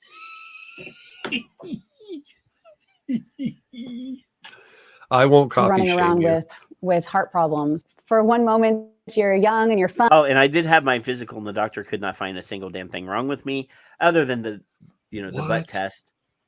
Like my cholesterol's fine, my heart's fine, everything's fine. I don't have to. I'm not on any meds. My wife is. My blood pressure's perfect. My heart rate's perfect. Look, you got Bruni all riled up now. My cholesterol's perfect. Like that 51-year-old fat white guy, no pills.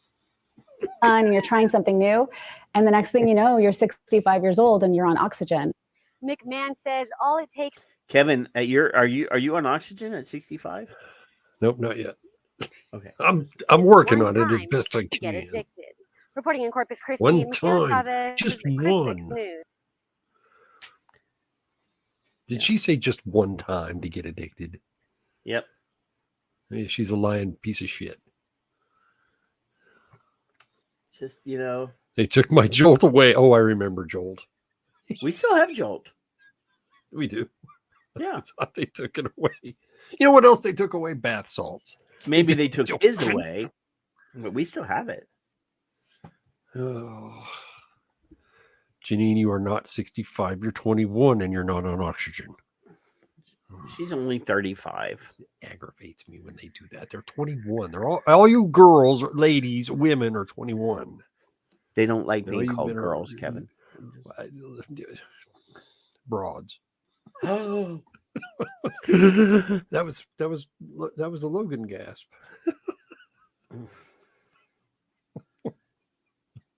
Broads. Keep it at a good click, will you? Cranky old broads. Hey, by the way, we don't say this enough. You're really concerning me, Kevin. Hydrate. I'm gonna start selling like thermoses with our logo on it to hydrate. I have one with my logo laser engraved on it. Now, if you drink 4 of these at once, I heard I don't know if she was a young girl, but a woman died. Like she drank like 4 in a row and died. So hydrate sensibly. Sip it. Don't just glug it down. Was like her urethra blocked or something that she couldn't urinate? I just caught a blip. I don't watch TV enough. I heard a blip while I was getting coffee, and then I was like, "Oh shit!" Look at that. That's one more thing for you to be concerned about, Kevin. But here, I got a lighthearted story that's got a cute puppy in it. Oh, I like puppies. Looking for vapes. He knows that we are proud of him, and great job. Outside the Citrus County School Board Police Department, a four-legged rookie is being put through his paces. He goes into work mode when he puts work clothes on. This lovable face belongs to Sammy, Now we're gonna trick the little fuckers. youngest recruit. But Sammy wasn't just hired for his good looks. He's got a good scent. He senses, smells something. So That radio looks like a vape. smell, and you hear him when he does it too. Sammy is the first canine in Citrus trained to sniff out 3 particular scents at schools. THC, vapes, and nicotine. Most commonly found in the form THC, vapes, and he's the vape smelling dog, Kevin. I have a question. Yeah. She said nicotine. So will he sense tobacco or gum or tomatoes? Go ahead. Keep going. All right. form of That's enough out vape of me. pens. It's been a growing problem throughout the district in recent years. We find these kids are all just bringing them to school, going to the bathroom, sharing them with each other, and we're just trying to get a handle on what's happening and try to be preventive. Donna Bateman is more than Sammy's handler. She's a district guardian. Together, the two make a formidable team. Still, being just a little more than 6 months old, there's plenty more training in store for Sammy. He looks up a lot to see what I want him to do next. But this dynamic duo is ready to learn together, bringing awareness with them to the classroom. Hopefully we could be a deterrent and help these kids start learning again instead of worrying That's about what I think. doing stuff That's they're not right. supposed to be doing. And if looks count towards anything, He's got a lot of people that love him already, so he's doing good. Sammy is already on the right paw to success. In Citrus County, Calvin Lewis, Spectrum News. Spaghetti day. Spaghetti. Shut up. Don't say a word. Listen, first of all, you got a cute fucking dog that's going to trick a fucking kid into going, how are you? Oh, fuck, I got a vape. You know, that's first. Second, where are their rights? Third, fuck me. Why don't you take the dog over to the local fucking cigarette shop and talk to those fuckers and have a big, ugly looking dog like maybe looks like Patrick and go, roof. What the fuck is wrong with you fucking people? Let's get a cute one. We'll trick them. Oh my God.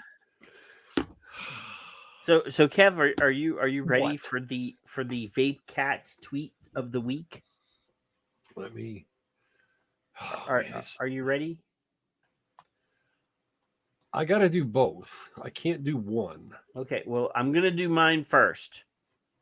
All right, then I'll set my screen and make it bigger and all that other bullshit that you get your shit demand ready. that I do. Let me get my Get cigarette your- ready. Get your shit ready. So I saw this and I laughed my ass off. So I said, "This is my tweet. This is the one I'm going to use right here." I'm ready. So- I'm looking right at you. So Flavor Coma CPR at the Civic SC. He says, "I asked my wife how she felt about that."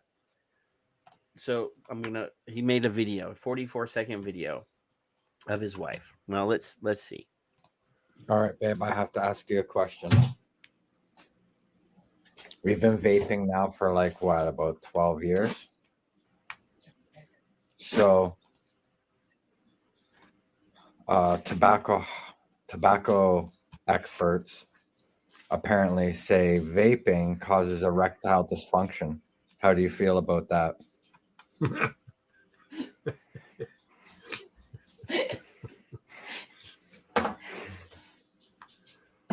Can we redo that?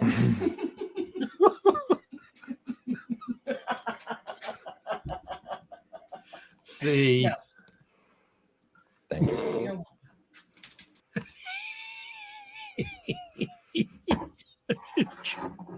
Oh, that's funny. I like that one. That was pretty fucking good. Yeah. Now I'm going to hurt everybody's feelings by giving out bad ones. I don't know. Let me see if I can present this shit without doing it twice. Share screen. Mallory says that she doesn't have a problem with ED. She just changes the batteries. That's right. You heard it here first, folks. This is like breaking news. She's used that a few times. All right, so I'm going to choose. And I hate making Dr. Glover runner up. She's not.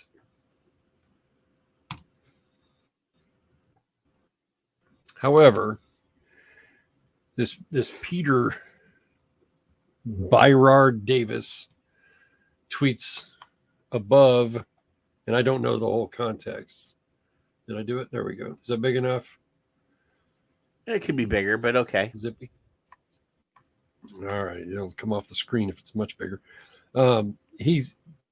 Dr. Glover gives insight on harm reduction for women as a tool to reduce the risk of smoking while pregnant, period. So this chucklehead's got something to say about, the guise of assisting the vulnerable, big tobacco, blah, blah, blah. I don't believe one word you say, Mr. Clark, says Rachel. I'm not sure who Rachel is. And Dr. Glover herself says, because I don't know how many people would defend her, but probably at least everybody in the room twice. Over 350 piled on a cyberbullying attack on me when I began my independent center after submitting a researcher-initiated application for funding, not to a tobacco company, including ex-PM Clark and her husband. It was hateful and intended to cancel and stop me from saving lives. I won't stop. You see, those 3 words, I won't stop. I love that because that is an idea, Steve. That's the first one. So I'm glad she saw that. And before I leave that, she was not tagged. He quoted the tweet, so she saw it. And I'm not going to play it because I'm going to screw up your thing here. So that goes away. And present with the Victor share screen, which I failed to mention last time. Damn it. Now this is Simon Clark. What are you shaking your head at? At the boomer. we were talking about Ash earlier, right? Uh-huh. Ash UK, right? Mm-hmm. So, Simon Clark, who is part of the forest smoking. Vaping is not more harmful than smoking. Vaping is not more addictive than smoking. Vaping is not a proven gateway into smoking. Nicotine does not damage young people's brain development. Also, ban the promotion and display of e-cigarettes in shops from the same agency. So the R not thing earlier was literally the connection to this. So if you don't like Simon Clark, you may or may not. He's worth reading. So those were my vape cat. Vape cats with a Z. I don't. Yes, tweet of the week. I don't dislike Simon himself for that Simon. At least that's one Simon that I actually kind of like to read. Well, yeah, the other Simon, he doesn't like us. He banned us. Because, yeah, well, it's a thing. Yeah. So vaping, and when you guys see this wishy-washy bullshit of, well, it is trying, it does help people, but the kids shouldn't do it. Yeah, that's where I'm at. Where are you at? I'm a consumer, I can say that. Where are you at? If you're a person who smokes and you choose to vape instead, the age does not matter. No, not really. Yeah. So here, Kev. What? Woman high on meth forced 7-year-old with health issues to vape, consume THC. Wow. The child told the woman she did not want to consume THC because she did not like how it made her feel, according to the court documents. Wow. 2 women in Rome, Georgia, are facing child cruelty and drug charges for allegedly forcing a 7-year-old girl to use a THC vape pen and eat a THC gummy. Nicole Lucille Ranker and Raquel Price are accused of forcing a child to consume the THC products even after she told them she did not want to because she did not like the way they make her feel, according to the police. According to the report, the 7-year-old suffers from an unspecified underlying health condition. It was not clear what the effect of the THC had on her condition. The child was placed under excessive mental and physical stress due to the accused intentional actions, the report said, and did not specify what the relationship is between the women and that child. So let me explain something to you, boys and girls. If you use THC, do that. Whether that's as a vape or a gummy, as adult people, go right ahead. Absolutely. But forcing a 7-year-old to use those, that's bad. That's bad. They're not going to have very good times in prison. When the women that are in prison that can't see their own children are probably not going to be very kind. This won't end well. These two, and I mean, I got to reshare this. I mean, let's be clear. These are meth head women. Right. Yeah. These are. I mean, look at these two people. I mean, not to say ugly things about what people look like. No. But look. Well, fuck, we got caught.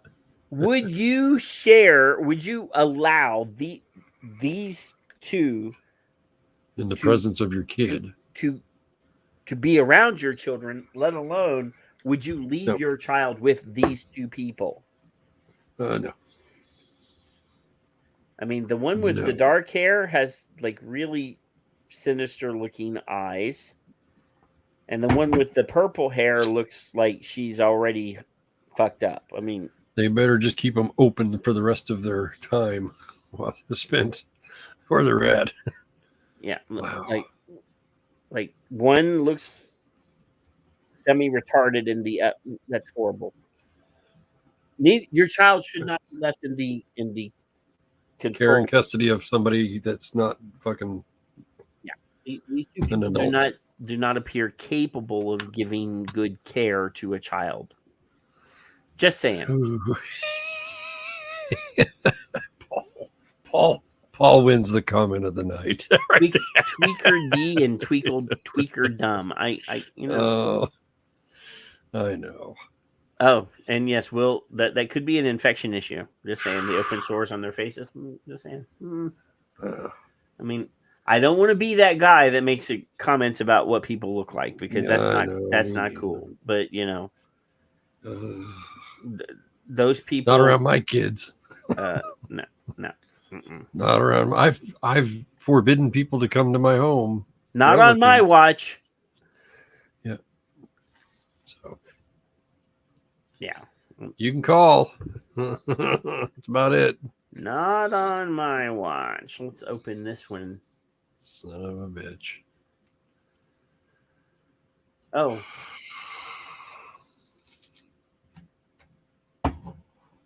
Insanity. Absolute insanity. So would you leave Logan in the care of those two no. persons? No. No. Not no, fuck no. Yeah. Yeah. Let's see. Man. Here we go. Here, look at this. Vaping inside school buildings. It's an issue leaders in Indiana schools are working to address. Tonight, I'm showing you the step that 5 districts are taking to identify which students are vaping in their buildings. And I'm told this is not about getting these kids in trouble. So, of course it is. Options began in 2002 as one of the first charter schools in the state of Indiana. At its Westfield and Noblesville campuses, Options High School. Oh, so you have options. Oh, do you good. actually have options? Charter schools serve students who are Where? having a tough time in a traditional high school. These are students who may be struggling academically. We deal with a lot of kids with Stop. anxiety, a lot of kids with medical. What have we said 1,000 times? 1,000? I think we've said it 1,000,000 times. They're having If trouble, these kids period. are suffering from some sort of depression, mental illness, anxiety, they are seeking Anguish, out the stress. nicotine. Apparently this is a school for kids that have problems. So I'm they're tired of probably going to be educating the seeking out educated. situations, you know? That's what I'm saying. Struggling academically. We deal with a lot of kids with anxiety, a lot of kids with medical issues. Holy shit. They're making our point for us, Kevin. On the Sometimes ceiling it's all in the tiles wording. inside the Noblesville Cafe, students past and present are represented. And sometimes when you're having a rough day and the day is just not going the way you want, we will sometimes even be like, you know what? And we'll just grab a couple tiles and we'll just paint. Let's paint. And kind of have some fun, relax a little bit, a little art therapy. While supporting there's their alternatives. students' needs on Yeah. There's options, apparently. several different levels, leaders are also working to address a health concern. Students vaping in school restrooms. How big of a problem was it last year? I would say about 5 times a day, our detectors go off in some form or another. When you come in, it is just your bathroom. Options installed vape detectors in all school restrooms at its Noblesville campus. Now, you remember last week we talked about the company, or one of the companies that makes the vape detection sensors, partnering with a video surveillance company. So I'm sorry, but if I'm the only one that's seeing the easy jump it would be to add video cameras, Just one step. Just in one the children's bathroom. In fact, so that they Patrick, you're can- so right, and boy, it hurts me to say so. You are so right that technology is possibly already in there, and they can just turn it on, and just turn it on when they feel the need. So, if that is the case, let's I want to go from the basic package to the premium package. They'll say, oh well, we're just going to flip a switch, and this is your video monitors will be on. And this is how people in power get more power. They do what they want to do. They don't give a shit about your kids. They're gonna vote this in. It's getting passed. Here it comes. There it is. Now we're gonna watch your kids. Well, they're saying they want to find out who is doing it, but if somebody's in there, they take a couple toots and then they leave, and then another kid comes in to drop a deuce. And then here comes the principal, and there's somebody dropping a deuce. Yeah, exactly. So, you know what I'm saying? Where do their rights end, Patrick? At the door itself? Apparently, they don't have any. And this year, the detectors are now being installed in Westfield. And they detect the vape smoke. They detect vape smoke, THC, chemical compounds, anything that causes a fluctuation in the air. Say hairspray. Air that sensor's detecting, Farts. it will send us an alert. Options Director of Safety Joe Hopper is concerned because he says students are getting the vapes illegally. Buying them from second and third hand people. So the fact that they could be laced with anything really scares us. So we're doing All right. Yeah. Now, I already mentioned earlier in the show how hard it is for people with a prescription to get fentanyl. Yeah. So what are the odds, Kevin, that somebody is going to put an expensive ingredient that's hard to get into a cheap vape that they're going to sell on the black market? Zero chance. Especially since we've already proven that fentanyl cannot be delivered in that way at the temperatures that we're working at. Zero. and also considering there has never been one single case in the United States of them actually finding a fentanyl vape. It doesn't zero. Because it doesn't exist. Like The one that fentanyl is hard to come by. It's hard to get. You have to get it on the black market if you can get it. You know, Or from a 91-year-old lady. or Probably. 94-year-old lady, but she couldn't get it 94. anymore. No, she couldn't get it. The doctor couldn't write her a prescription for it anymore. But these kids, boy, they got it everywhere. Holy fuck. Yeah, they apparently can get fentanyl, just saying. And everything we can to prevent that. As a father of 2 teenagers, No, he's you're had not. conversations with his own kids about vaping. For me, No, his husband is the father of 2 kids. Oh shit, Kevin. Let me ask you, do you think do you think he went down to the local, police station / tobacco shop / vape shop for that matter? Imagine this guy coming in and saying, "Hey, are you selling to kids, you fucks?" Right? Why not? Because he just admitted that he knows they're getting it from secondhand sources. Oh. Well, we're doing everything we can except that. Just want to protect my kids. I want them to have a healthy lifestyle. I want them to be able to play sports. I don't want to see them in the hospital. Ultimate goal here, you mentioned not getting these students in trouble, but the ultimate goal is to help them stop vaping. It's an addiction, and it can be very unhealthy. And so for our students, it's just not about whether they pass or fail. For us, it's about our students being successful in life after high school. All right, I do have to comment on the cardigan. I mean, Is that all you got? So we're unsuccessful because we vape? Is that what? No, we're bad people. Remember, Is that a cardigan? I don't even know what a cardigan is. It's other a than sweater. It's a sweater. I know that. It's 110 degrees, and this guy's wearing a fucking sweater. Just Well, he's wearing a tie, so he looks important. It's an addiction. Fuck off.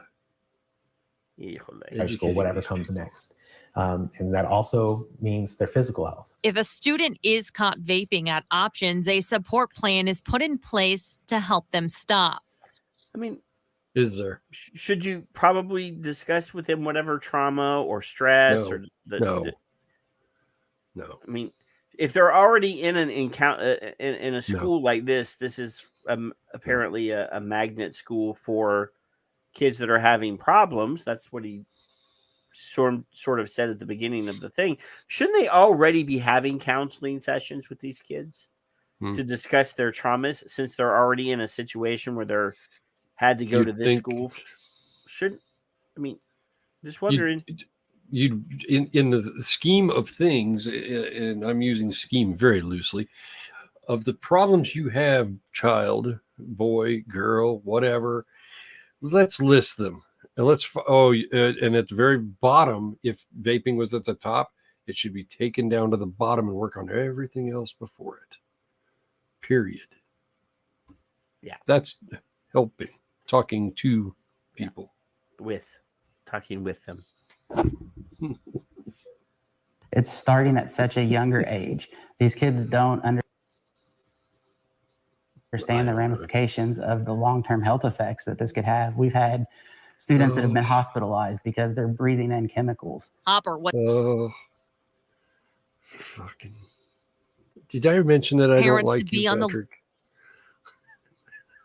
All the time. Look out for vapes. He says some devices are odorless, can look like USB chargers. No, the dog can detect them. Yeah, we know somebody that's got a dog. We'll bring it over. Now, Juno. Yeah. That's bullshit. That's my friend's company. I've heard of them. That's John's know. company. Oh, well, I don't know. I don't know. He's being sued. Good or He's suing the. That's right, New York. They have a really good chocolate pretzel, by the way. It's just saying. Ooh. That intrigues me, but Janine says that she is amazed at how easily I can find stories about this. It just doesn't piss me off. I I actually was gonna find. I know I had read a story earlier in the week that was about the new over-the-counter naloxone. Yeah, and I saw that. Forgot it. I saw forgot that. it. If I were a cab driver, I would want to carry that. I would carry a case of them in my car if I could would afford want it. that to be. Oh goodness gracious! Because people make decisions sometimes, and sometimes just the stupid chucklehead driver is going to be the guy that might actually be able to save your life, or whatever. And I mean, really, I think You that never they know. should be. You should be able to walk up to a pharmacy counter, yeah, and say, I need "I 3. work with, or I'm around people in my job, Yeah, and I feel like I grocery need to store have clerks. a couple of these in my car just in case, or in my Uber. bag that I carry with my stethoscopes and my healthcare equipment that I Yes. carry a sphygmomanometer and a blood pressure cuff and you cuss at me like that? Yeah, sphygmomanometer is the thing that you put on your arm Hey, there. watch your language. This is a Stethoscope, family show. all of my vital signs gear. I have a goniometer in there for measuring knee flexion and shoulder flexion. I should have some naloxone in there because some of my patients are on fentanyl apparently, and might need it might need to be saved. Chargers and kids can easily hide them. We love these kids. We don't do. Apparently, teachers do love kids, Kevin, because we Oh, of I've course heard. already know. Oh, I have the data to show that 10% of kids in public school are sexually abused by their cringy-looking teachers. I actually shared that knowledge with my sister about a week ago, and I told her the resources, and I told her you were one of the sources that alerted me to that and made me aware of it. And she was probably as or more shocked than I was. That's the U.S. Department of Education releasing that information. Right. I know. That is. I mean, crazy. I guess there's not really any other authority that you can refer to for that except for the fucking people responsible for the teachers. God damn it. Right. You made me think about that shit again, and I just want to go kill some teachers now. We don't do this to get rich. We don't do this for our mental health. There's long, stressful days. There's lots of days of us worrying what this is going to do to kids. But Hopper says they need the parents' help to put a stop to this growing problem. There's lots of days that because it's not your job, it's the parents' job. Let's your make job your is to children teach them. Your job is not to Right. worry about them about what they do at home. Your job is Right. to teach these kids, and the moment that you feel like you're becoming the nanny to the child and that you're responsible for them is the day that you fail to be a fucking teacher. Your job is to teach. It's part of your teacher. Teach. Do your job. Yes. What happened to role models? Did that fall by the wayside when Let Tiger the parents was being a be goofball? parents. You be the teacher. You're not building. I don't have any long-lasting bonds with any of my teachers. I had teachers that I enjoyed having when I was in school because they did a good job at teaching me. As did I. Yeah. They didn't want to be my friends. They were my educators. I actually admired a couple of them. I really did. I mean, Kevin, did they try to stick their finger up your butt or anything like that while you were in school? No. Okay, just check it. I was a choir boy. Nope. I know that shocks you, but yeah. Yeah.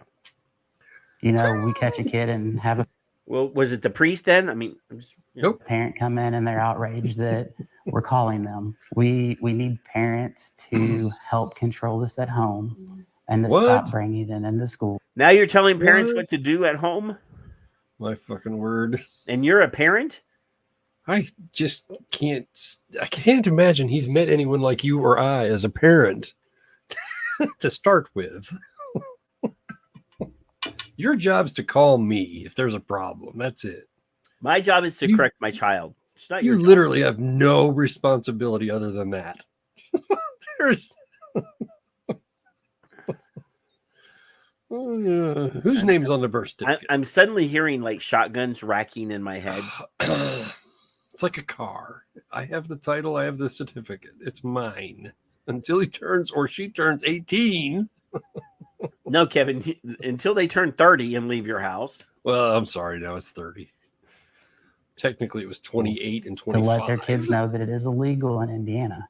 You cannot illegal. purchase vapes in Indiana at their What? age. What? You have to understand that we have a job to do, and we want to protect the safety of your kid. All right, let me get this straight, Patrick. The So Hamilton you County cannot- Council on Alcohol. You cannot purchase those in Indiana, but the kids get them in Indiana. So they're not worried about that part. They're just worried about once they have them. Is that still part of the theme of the evening? Because, well, that wasn't necessary. But if that's the theme, then I wonder what they're going to do. Eventually, they're going to be confused. When I put you on solo, that means that you have to point your finger while you're talking. Oh, is that what it is? Is that what you fucking people think? What is wrong with you fuckers? Now, if you move it that fast, it just gets really blurry. You can't really tell that it's a finger. I'm just, Fuck. Is that a diatribe? Was that a good story, Kevin? Did you enjoy that fuck story? Is this? No. Because they're all stupid. Well, we are surrounded by you idiots. progressively find stupider and stupider fucking people. I can't believe that you can keep finding them. Oh, they're so it's coming. I'll give you an example. You got a 94-year-old woman who wants fentanyl, and she can't get it because it's illegal and it's hard to find, right? Mm-hmm.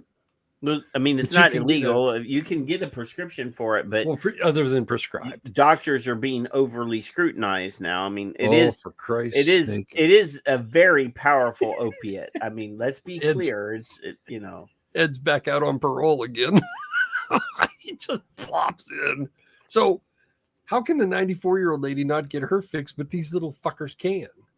And then the parents and the teachers are like, I don't know how he keeps getting it. I don't even think that's ever happened, though, Kevin. The fentanyl thing, we did cover a story a month and a half, 3 months, 4 months ago, whatever, where they were explaining how the myth was created of fentanyl vaping. Quickly. And there was a comma that people ignored. People ignored the comma. They don't hear the meat. But now I'm not worried about fentanyl anymore. Now, Kevin, we have a much more serious issue to be worried about than fentanyl. Besides Ed, you mean? I mean, we really need to be concerned about radioactive polonium. I never clicked on this, so this is all brand new. I mean, we have to be super concerned about the radioactive polonium. Now, Kevin, polonium is a very, very, very hazardous extract. It comes out of a uranium as you're processing uranium for like power plants and shit. It's well, as I offer, I do that. It's not easy to come by every week. Every week. Now we do know that polonium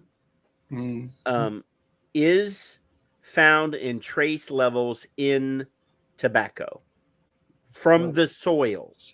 Very, very minute traces of polonium from the earth, right? All right, so but in that polonium in the proper levels.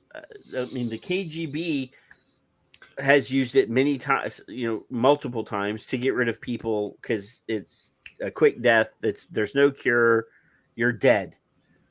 We know that Kim Jong-un used it to kill his half brother in an airport. Right. Yeah. So I remember that. So now we have to worry about polonium in e-cigarettes because apparently somebody somewhere has decided that it potentially could be in there because the nicotine comes from tobacco and cigarettes do actually contain very microscopic levels of it. But now apparently it's safe in cigarettes, right? now apparently it's something that we need to worry about. My God. So, obviously, not not only does vaping cause problems in the boy area, this but explains my third ear. now it's making your spunk radioactive. It says, if you ask me what's in e-cigarettes, disposable vapes, or e-liquids, my short answer is we don't fully know. I know exactly what's in my e-liquid, Kevin, because I make it myself. Well, and I know the people. Actually, I did buy some commercially available e-liquid just because I was tired of my, not that my handy number 5 here, test 5 is still my go-to thing, but I did want something else, so I ordered some of this. But I know the people that make this because it's a small company and I've been friends with them for years. I know that they're not going to try to kill me by putting radioactive polonium in my e-liquid. But I'm trying to get some in mine, and it just keep fucking it up. I don't know. Yeah, I mean, it's not the right mix. Now, if they give me some radioactive stuff and I turn into the Hulk, that would be pretty cool. What's in the rumbles? Because these fuckers are making me laugh. Let me go over here to the. Let me. Mallory. So they're a little behind over here. They're still talking about what makes. Let them be. They're fine. Costello says he's listening on the bike. I don't know what that means. He's on a bike? Listening on my bike on the way home from Stanford grad school. Did you say Ed? That's what it said. Nuh-uh. Costello? He would be the world's oldest freshman. I mean, I wasn't going there, but yeah. What? So see, Raj, I've got the third ear. Nobody wants to talk about it, and I didn't know he had the extra arm. What? Yeah. What the hell? Why aren't they helping? I have a third leg. The huge and increasing range of products and flavors on the market changes to ingredients that, when they are heated or interacted with each other, and inadequate labeling make this a complicated question to answer. Analytical chemistry, including my own team's research, gives some answers, but understanding the health impacts adds another level of complexity. E-cigarettes' risk to health varies depending on many factors, including which device or flavors are used and how people use them. So vapors just don't know what they're inhaling and cannot be certain of the health impacts. What do we know? Despite these complexities, there are some consistencies between what different laboratories find. Ingredients include nicotine, flavoring chemicals, and the liquids that carry them, primarily PG and VG. Concerningly, we also find volatile organic compounds, particulate matter, and carcinogens, agents that can cause cancer. So they want to make sure that everybody knows that carcinogens are agents that can cause cancer, many of which we know are harmful. Our previous research found 2-chlorophenol in about half the e-liquids users buy to top up refillable e-cigarettes. This is one example of a chemical with no valid reason to be there. Globally, it's classified as harmful if inhaled. Its presence is likely due to contamination during manufacturing. Mm-hmm. What about polonium? Plutonium would be really bad. Polonium, one potential ingredient. See that? One potential. Yeah. Now, might, possibly. To be fair, it would not be considered an ingredient. It would be considered a contaminant. Because byproduct, it's a contaminant. byproduct. Yeah. It would not be an ingredient. Would be something that somebody purposefully put into the recipe. There you go. Like formaldehyde. Nobody puts in formaldehyde. No, but people. Oh, there but was it's there. Yeah. One potential ingredient that has been in the news in recent weeks is radioactive plutonium-210, the same substance used to assassinate former Russian spy Alexander Litvenko in 2006. The Queensland government is now testing vapes for it. Polonium-210 can be found in traditional cigarettes and other tobacco products. That's because tobacco plants absorb it and other radioactive materials from the soil, air, and high phosphate fertilizer. Yeah. Whether polonium-210 is found in aerosols produced by e-cigarettes remains to be seen, although it is feasible if glycerin in e-cigarettes comes from plants and similar fertilizers are used to grow them, ...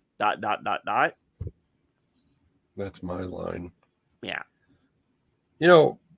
Oh, God Christ, there's more. There's more. Aside from their ingredients, the materials e-cigarette devices are made from can end up in their bodies. Toxic metals and related substances such as arsenic and lead and chromium and nickel can be detected in both e-liquids and vapors, urine, saliva, and blood.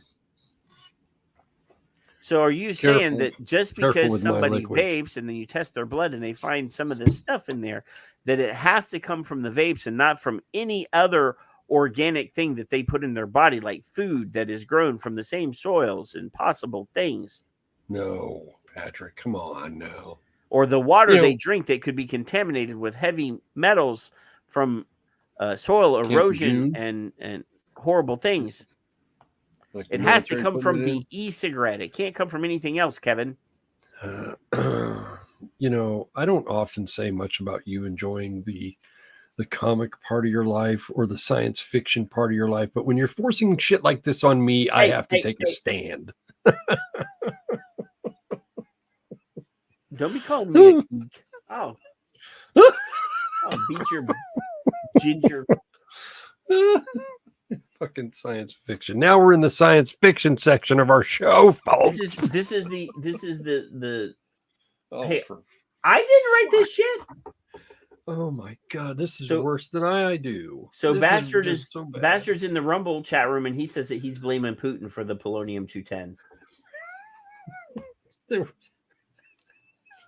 I imagine is it like a high grade $1 billion liquid? You can't just walk into Revco and grab it, right? So it would be like Jesus Christ. Do not take the Lord your Savior's name in vain, Kevin. I can't just. It's that or fuck. I don't know.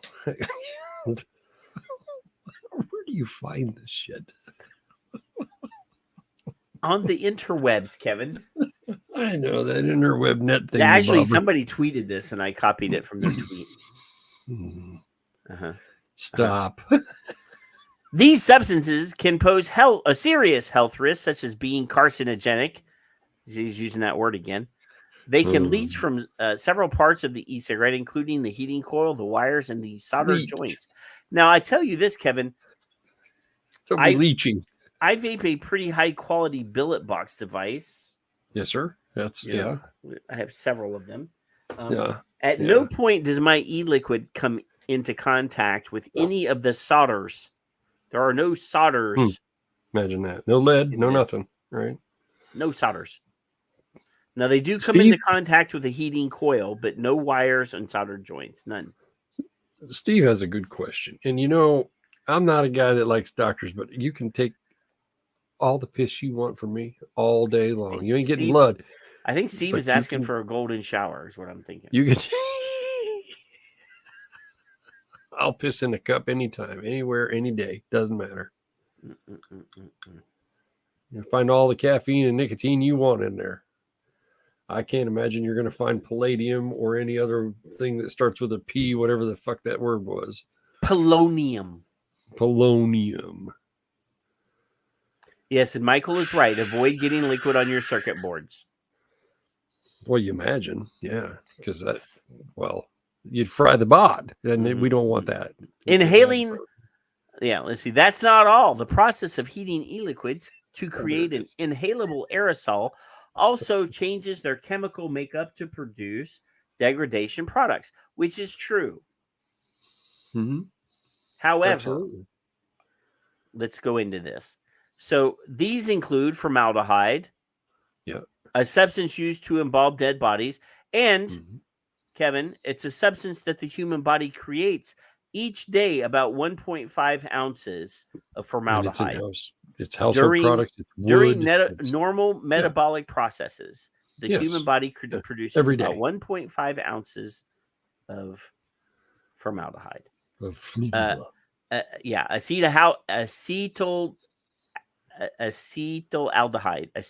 acetaldehyde. Yeah. Which I don't have any.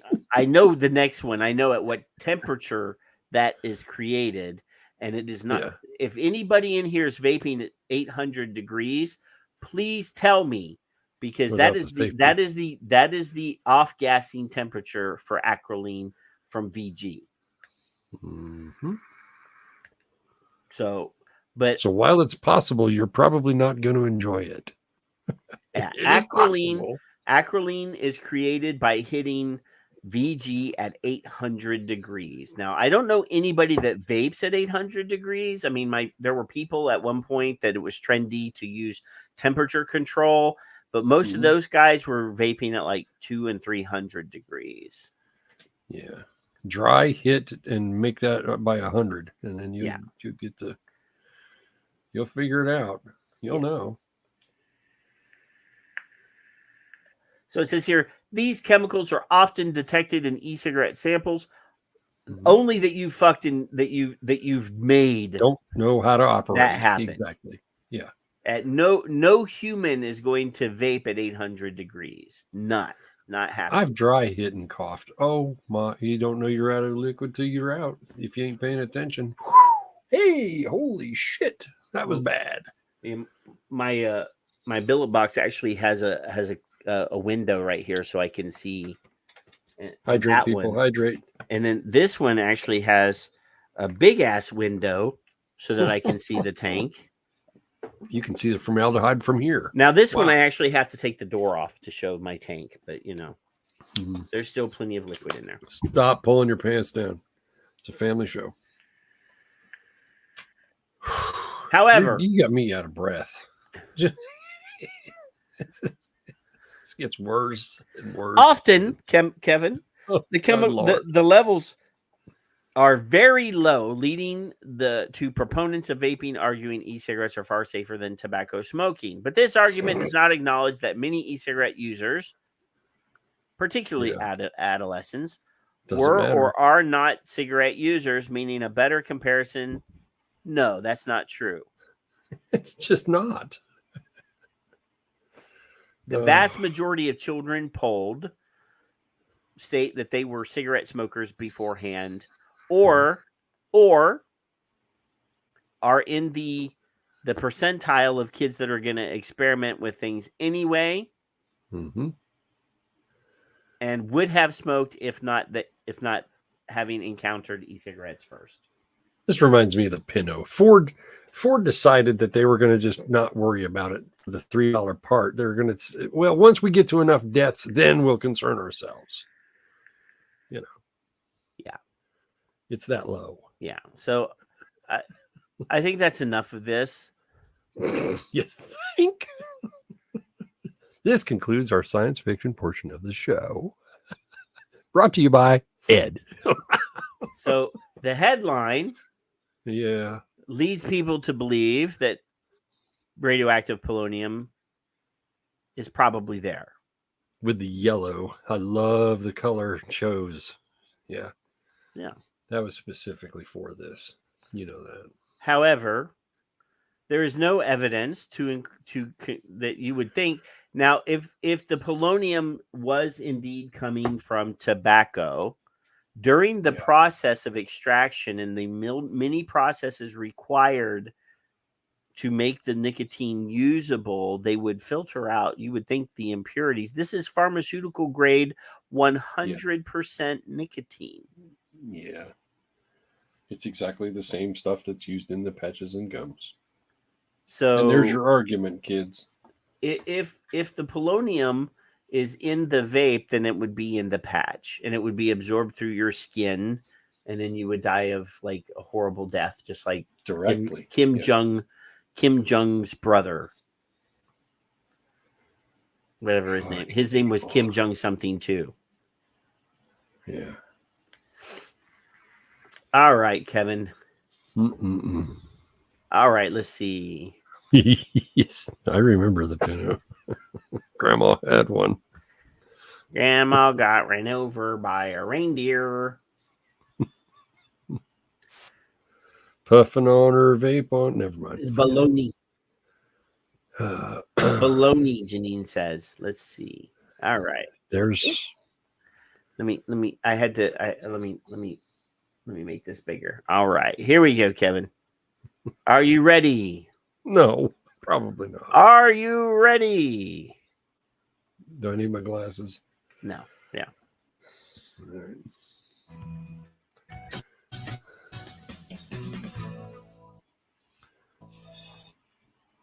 It is illegal, but teenagers are getting their hands on candy-flavored vapes. Mary Bono, she's Really? a former congresswoman and chair.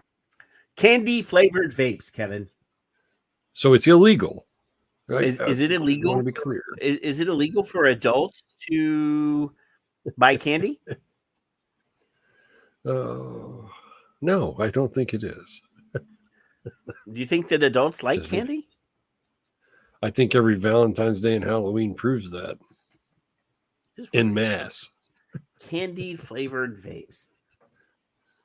Of Communities United for Smart Policy joining us live now. Mary, good morning. Thank you. Now, is this Sonny Bono's wife? Is that who that is? I don't know. For your time today. Good morning. Great to be here with you guys. So vapes, they are still so popular. I go out a lot of places and you start to sell it and it smells like.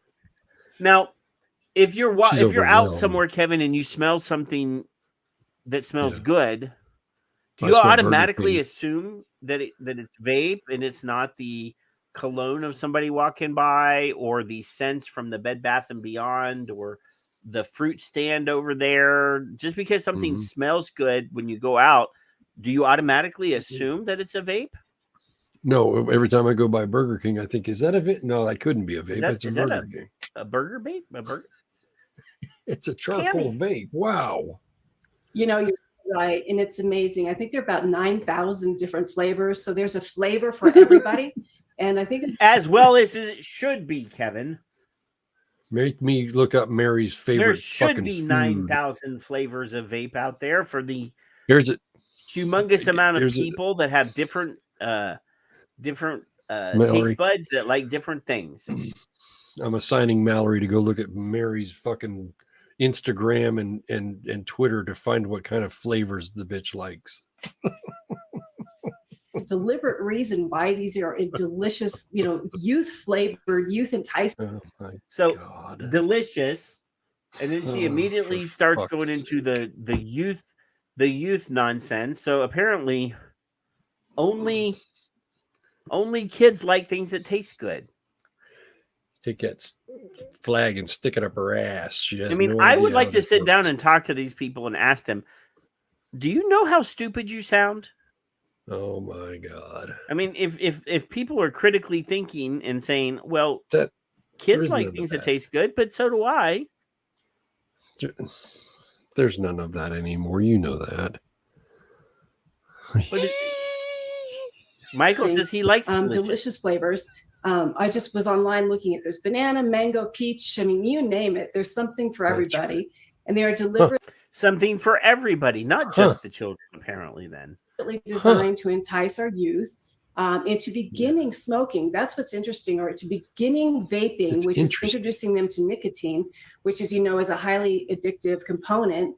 And so, California did the right thing. They passed a law, voters stood by. Now, I will automatically call BS on her because she said California did the right thing. Yeah. California has never done anything right. Just that's to a blanket clarify. fuck up. Yeah. But we need the governor and the attorney general to enforce the law and go after these illegal vapes. Enforcement is always the key. We mention again that this is illegal. My daughter was going to 8th grade, all 3 years of middle school, said kids are vaping there. And it's because of, how is that happening then if it's illegal? And how long does it take to get that enforcement to start working? 5 times. Well, okay, so here's the thing though, Kev. Is If there an you're answer? a cop, if you're a cop, yeah, and you see a crime occurring over there of, say, armed robbery, yeah, and you see somebody over there vaping,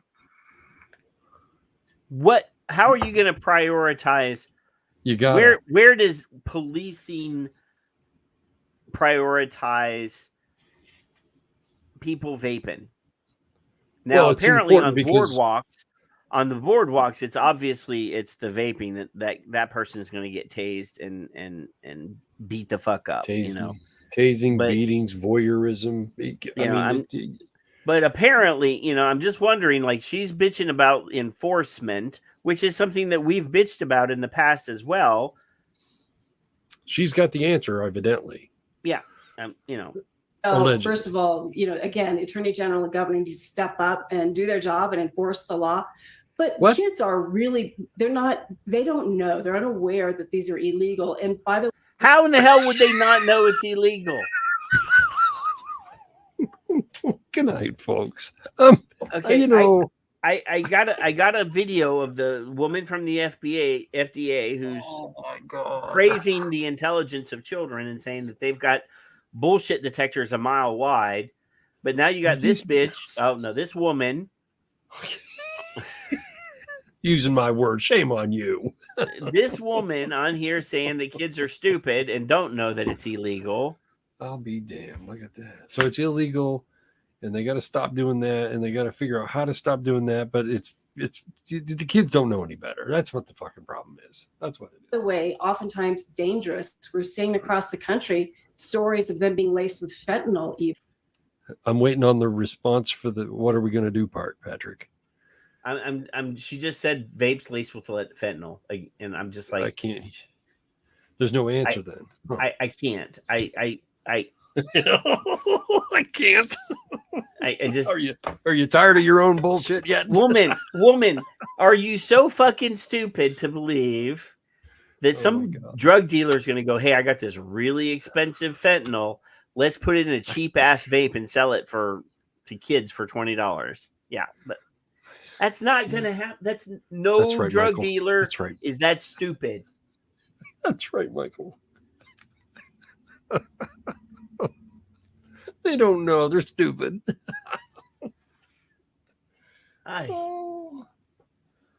Seriously, yo. Seriously, yo. But look at the challenge that schools and school resource officers and parents are faced with. Some companies even decided to make a vape pen that looks like a highlighter. That was one Chinese fucking knockoff company that did it because some American ordered it. Look at the challenges that the lawmakers and the politicians and the fucking 5-year-old fucking nonprofit political front groups have on not enforcing or caring about the law and bypassing every fucking thing you can think of to annoy yourselves so badly that you're just going to talk bullshit for the rest of the fucking decade. Fuck. It's like a highlighter pen that they'd be carrying in their backpack. So it's hard to even spot these things. So no, they got a dog. Companies are really smart. No, they just need Sammy the dog. Sammy's going to go around smelling everybody's backpack. Tackle them, strip search them, shove them up into you put them up fucking facing the wall and put them on the ground. Look at this nonsense down here too. I mean, this is unrelated, but now they're talking about regulations of ghost guns. Oh dear God. For Christ's sake. So we got vaping, we got ghost guns. I bet you $10 there's going to be some sort of Corona thing come across the bottom here in a minute. Careful. That's why I didn't say the second part of that. Part in knowing how to evade the law. Retailers need to know that these are illegal, that they are dangerous. Oh. Really? Now the next, now the governor of Matin, I have to switch for just a second. The governor of Massachusetts has issued a state of emergency because of all of the migrants overtaxing the system in Massachusetts. And the mayor of New York today threw a hissy fit on national TV, also having a tizzy about how the city of New York can't afford all these influx of all of these illegal migrants that are now coming to New York. And I'm like, Didn't you declare your city a sanctuary city? Vaping at the speed of sound. Yeah, I thought they did. Janine, Sonny, and Cher's husband in the 60s. Sonny Bono. He died, but this is his, I'm assuming, Ex-wife. second wife or ex-wife or so. Yeah. Or he died. Some crazy ass fucking California. Yeah, they apparently when he passed away, California just figured, well, they were married, so she could probably do his job. So let's just put her in the place. This is why we can't have nice things. Yeah. Dangerous. And parents need to know. We need to talk to our kids that these vape products they're not harmless. Or you say talk to the kids. No, they're not harmless. They are 5% of the harm of a combustible cigarette. It's funny. You got to keep somewhere in that ballpark. And Raul just brought up, the age of his daughter, and I have an almost 10-year-old, almost 12-year-old. One's going to 6th grade. Oh, that 10-year-old kid's already vaping, babe. Oh, And he's probably. It's unfortunate Fentanyl. He's vaping fentanyl. that I'm having conversations with a 9-year-old who knows what vaping is because he sees it. He says, "Mommy, what is that? Why do they smell like candy?" And I have to explain to him what it is and what do. Oh my God, she's complaining about being a parent and explaining something to her child. Right, there's the fucking problem. Let's right, repeat that for fucking posterity. there. This woman Let's do that. is a mother, and she's complaining that she's explaining to her child. She's doing her job as a parent by educating and informing her child. Harmless. Or you say talk to the kids, and Raul just brought up, the age of his daughter, and I have an almost 10-year-old, almost 12-year-old. One's going to 6th grade, and it's unfortunate that I'm having It's unfortunate that I'm having a conversation with my child. conversations with a It's a 9-year-old who burden. knows what vaping is because he sees it. He says, "Mommy, what is that? Why do they smell like candy?" And I have to explain to him what it is and what do we do when we're in that situation that somebody says, "Hey, try it. Why don't you try it?"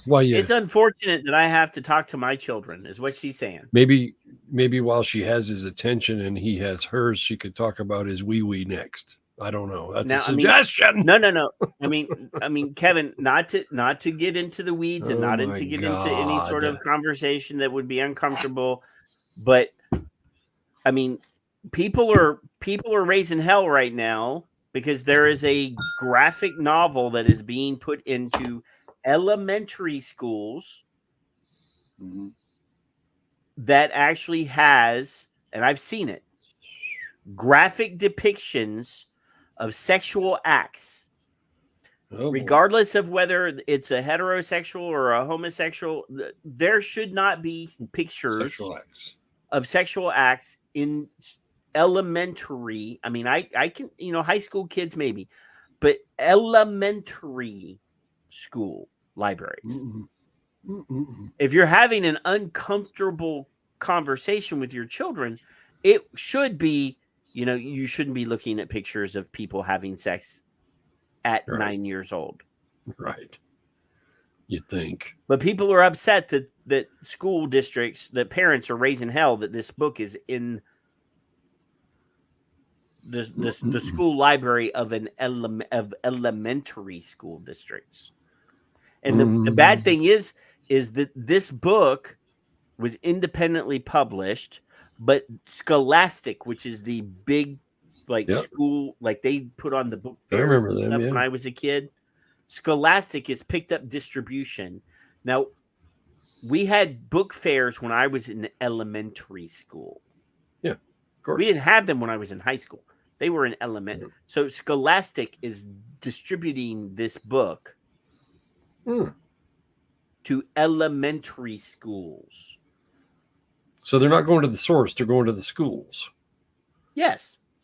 They're not pissed off at Scholastic. They're pissed off at the schools. They bought hundreds of thousands of copies of. I mean, the pre-order. It's not pre-order anymore. It's actually out in the world.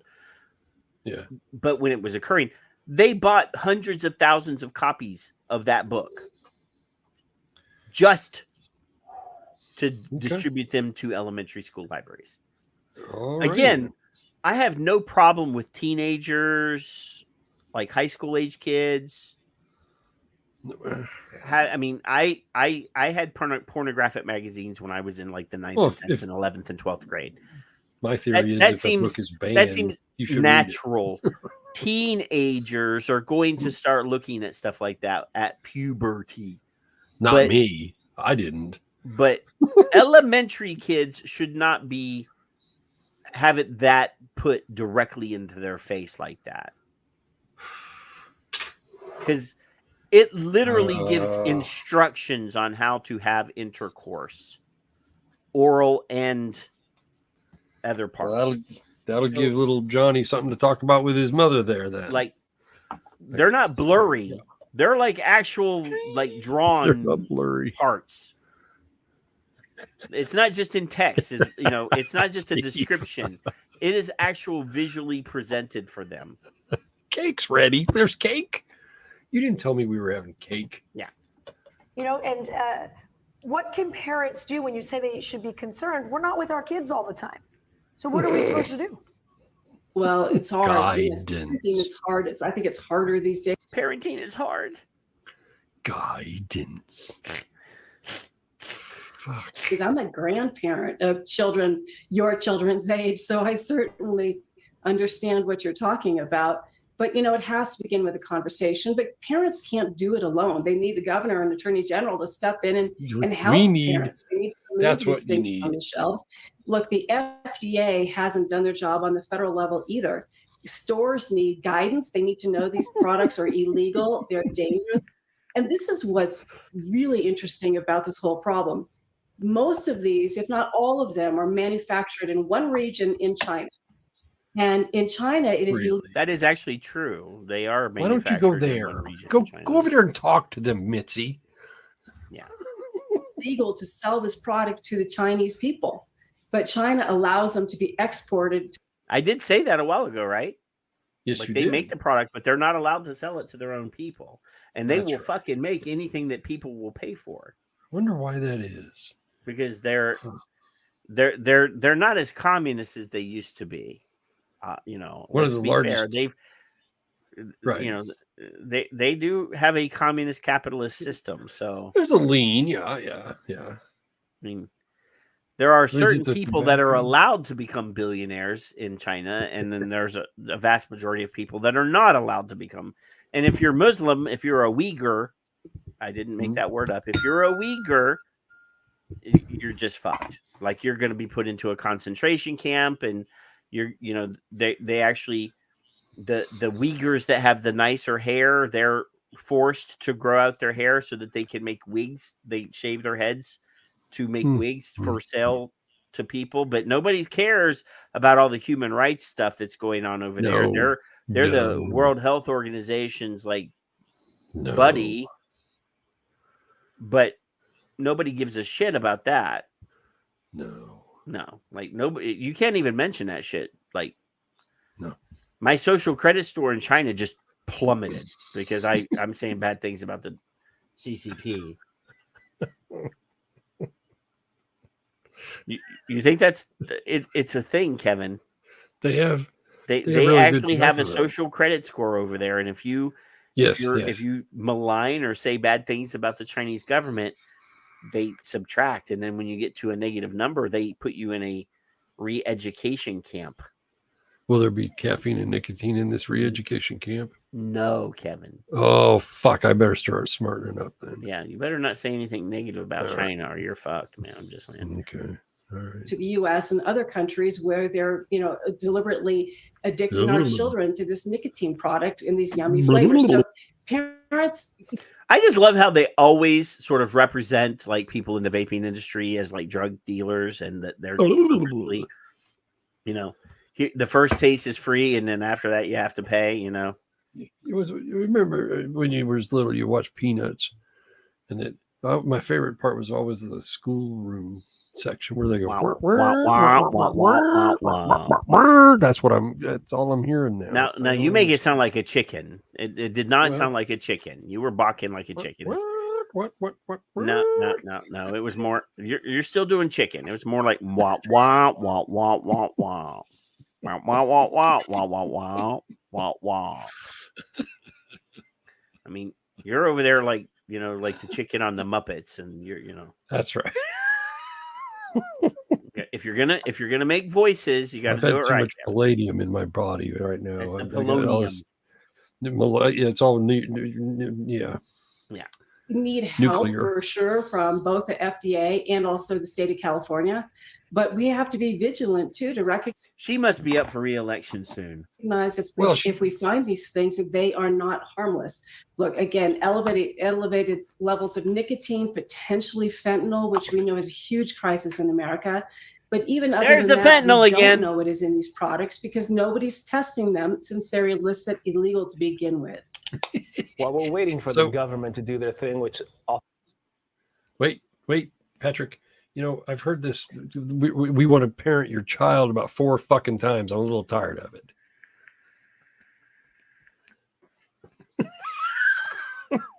My wife has to parent me all the time.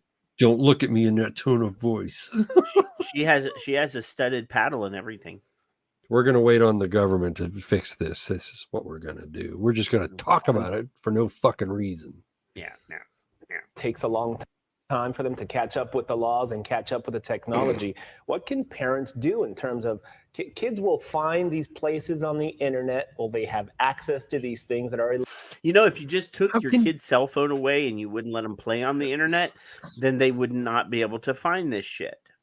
This is the perfect example of how shitty reporting is. She didn't answer the I have to stop first you. fucking question.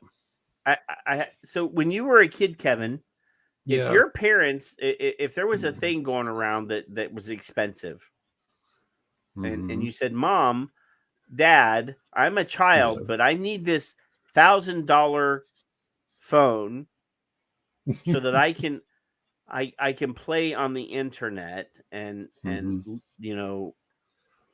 check on what my friends are doing and read the latest gossip about whether this actor and that actress are having a relations. I need to check up on Jada. Yeah. I gotta post my pics on the Instagrams. If you'd have said that to your parents that they had to buy you $1,000 phone, are you waiting on the reaction? What would your parents do? My father probably would have said, "You're going to have to deliver about 50,000 times more papers than you do now, boy," and laughed and walked. He wouldn't have entertained me much more than that if he'd have gone that far. So I mean, I don't have children, so I really don't know. I don't see a reason why a kid, because I'm generations Gen X, and we didn't have it, so I don't know why they think that they have to have it. But even if they had to have a cell phone, remember those little Nokias? Yep. It had, that was my first cell phone and I was an adult person by the time that they came out. But I had the little Nokia, and the only game on there was that snake game. Yeah.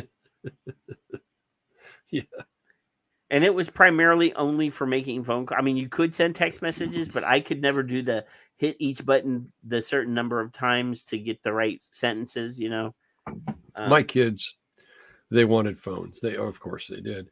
And A, fuck you. I can't afford it. B, when you're older. And then when they were older, we did make the deal of purchasing the phones. However, I am not putting you on a plan. I am not buying you a plan. You got to do your own thing. And they have never once paid a cell phone bill for my children when they were underage and since.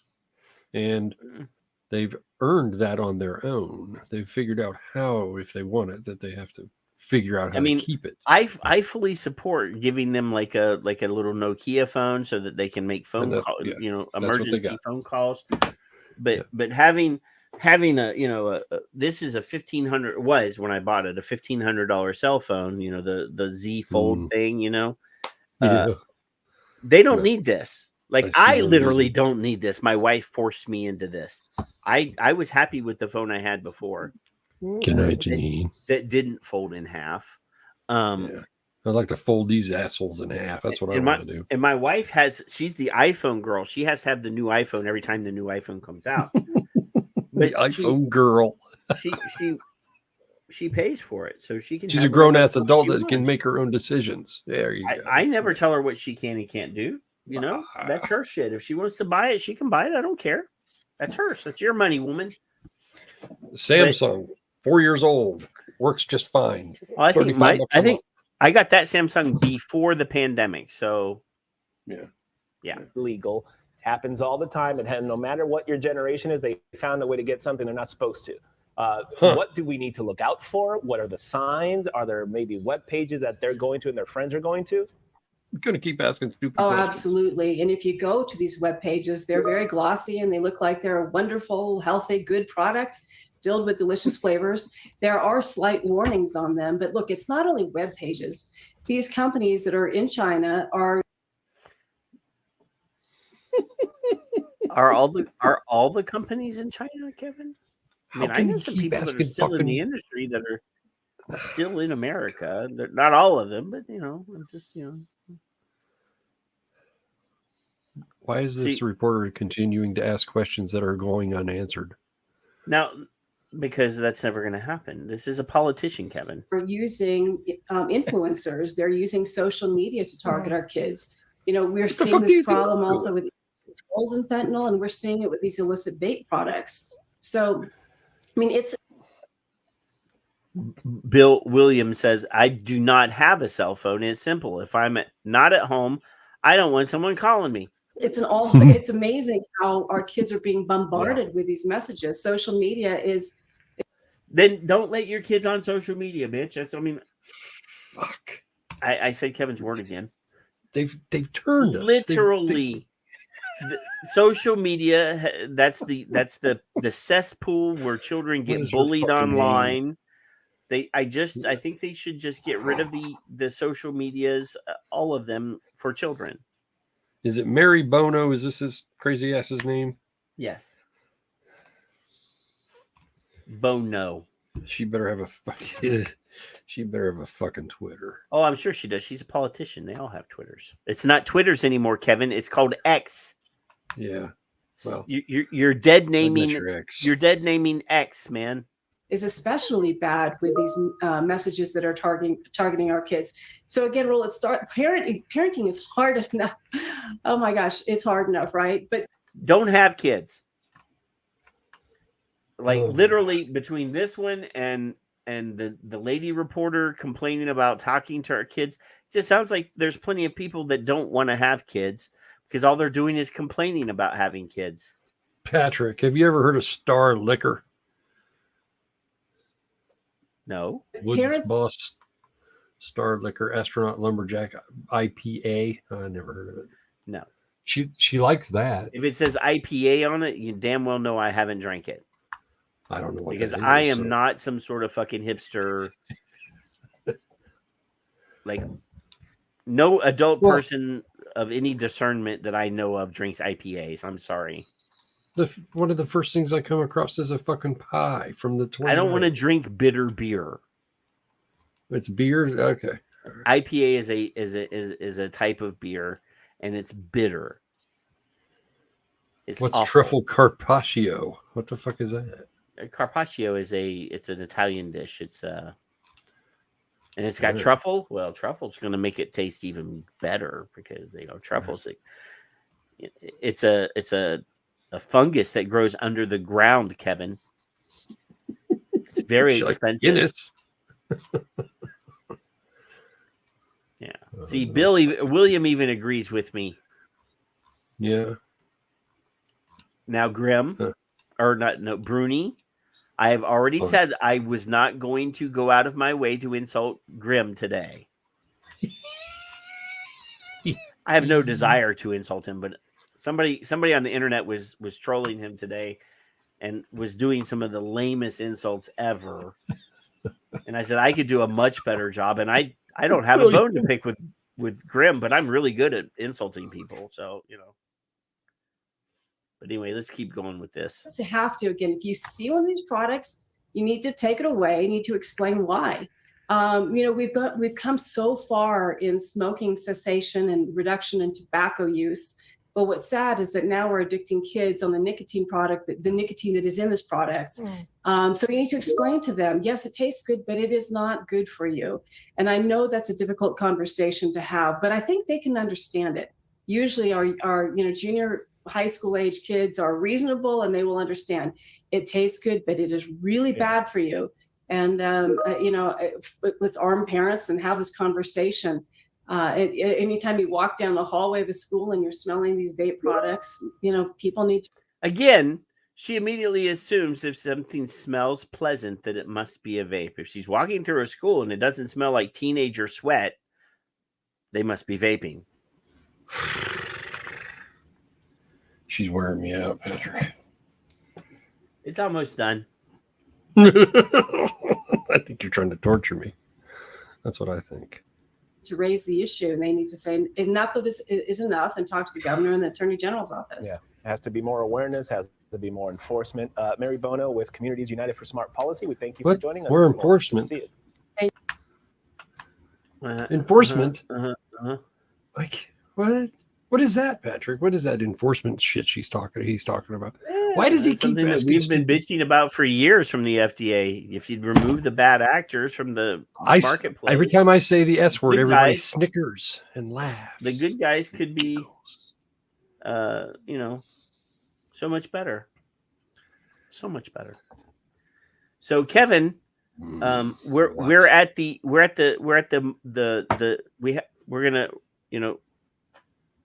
we're gonna stop the live stream on all of the other places but the Rumbles, because we promised to do a 5-minute segment for Rumble. Because it has to We're gonna sing. It has to be different than what I put on the this other channels. So how do you want to say goodbye to the people that will not follow us over to the Rumbles, Kevin? Find out how long ago this Miss Mary Bono dumbass is yakking, and find all of her pies and her cakes and her cookies and ask her if those are flavorful or not. That's what I want you to do. I feel bad for these kids that have parents that go on national TV that go on TV and complain about having to do their job. It's cumbersome, Patrick. Being a parent is cumbersome. To be a newscaster's kid, and you're like watching TV, and she's like, I really don't like to talk to my kids. It's unfortunate that I have to talk to my kids about stuff. We have to have parenting classes for parents. Nah, I don't like being a mommy. I mean, that's to paraphrase what that bitch just said, that woman just said. I've been dropping the B word. I'm heartbroken. It's the friends and the company you keep is influencing you into a bad way. Yeah, I'm just concerned that these kids are not being raised because their parents are complaining about being parents, and it's sad. Ed's out on parole. Skip's out on parole. What is going on tonight? Bruni's out on parole. We're gonna say goodnight, and then we're gonna go to the Rumbles. So I'm gonna play a very short little thing, and then we'll be done here, and we'll be over there. It's some other app, Skip. I can't answer it fast enough. There's an app called Rumble. It's a video app. You just download it from the App Store, or go to www.rumble.com and go to the website. But anyway, we love you. We'll see you in a few minutes over at Rumble if you want to go there for 5 minutes, or next week. Say bye. Say bye, Kevin. Goodbye, Kevin. Bye.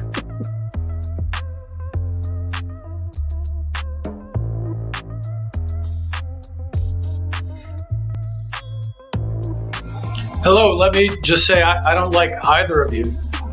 Well, that's understandable.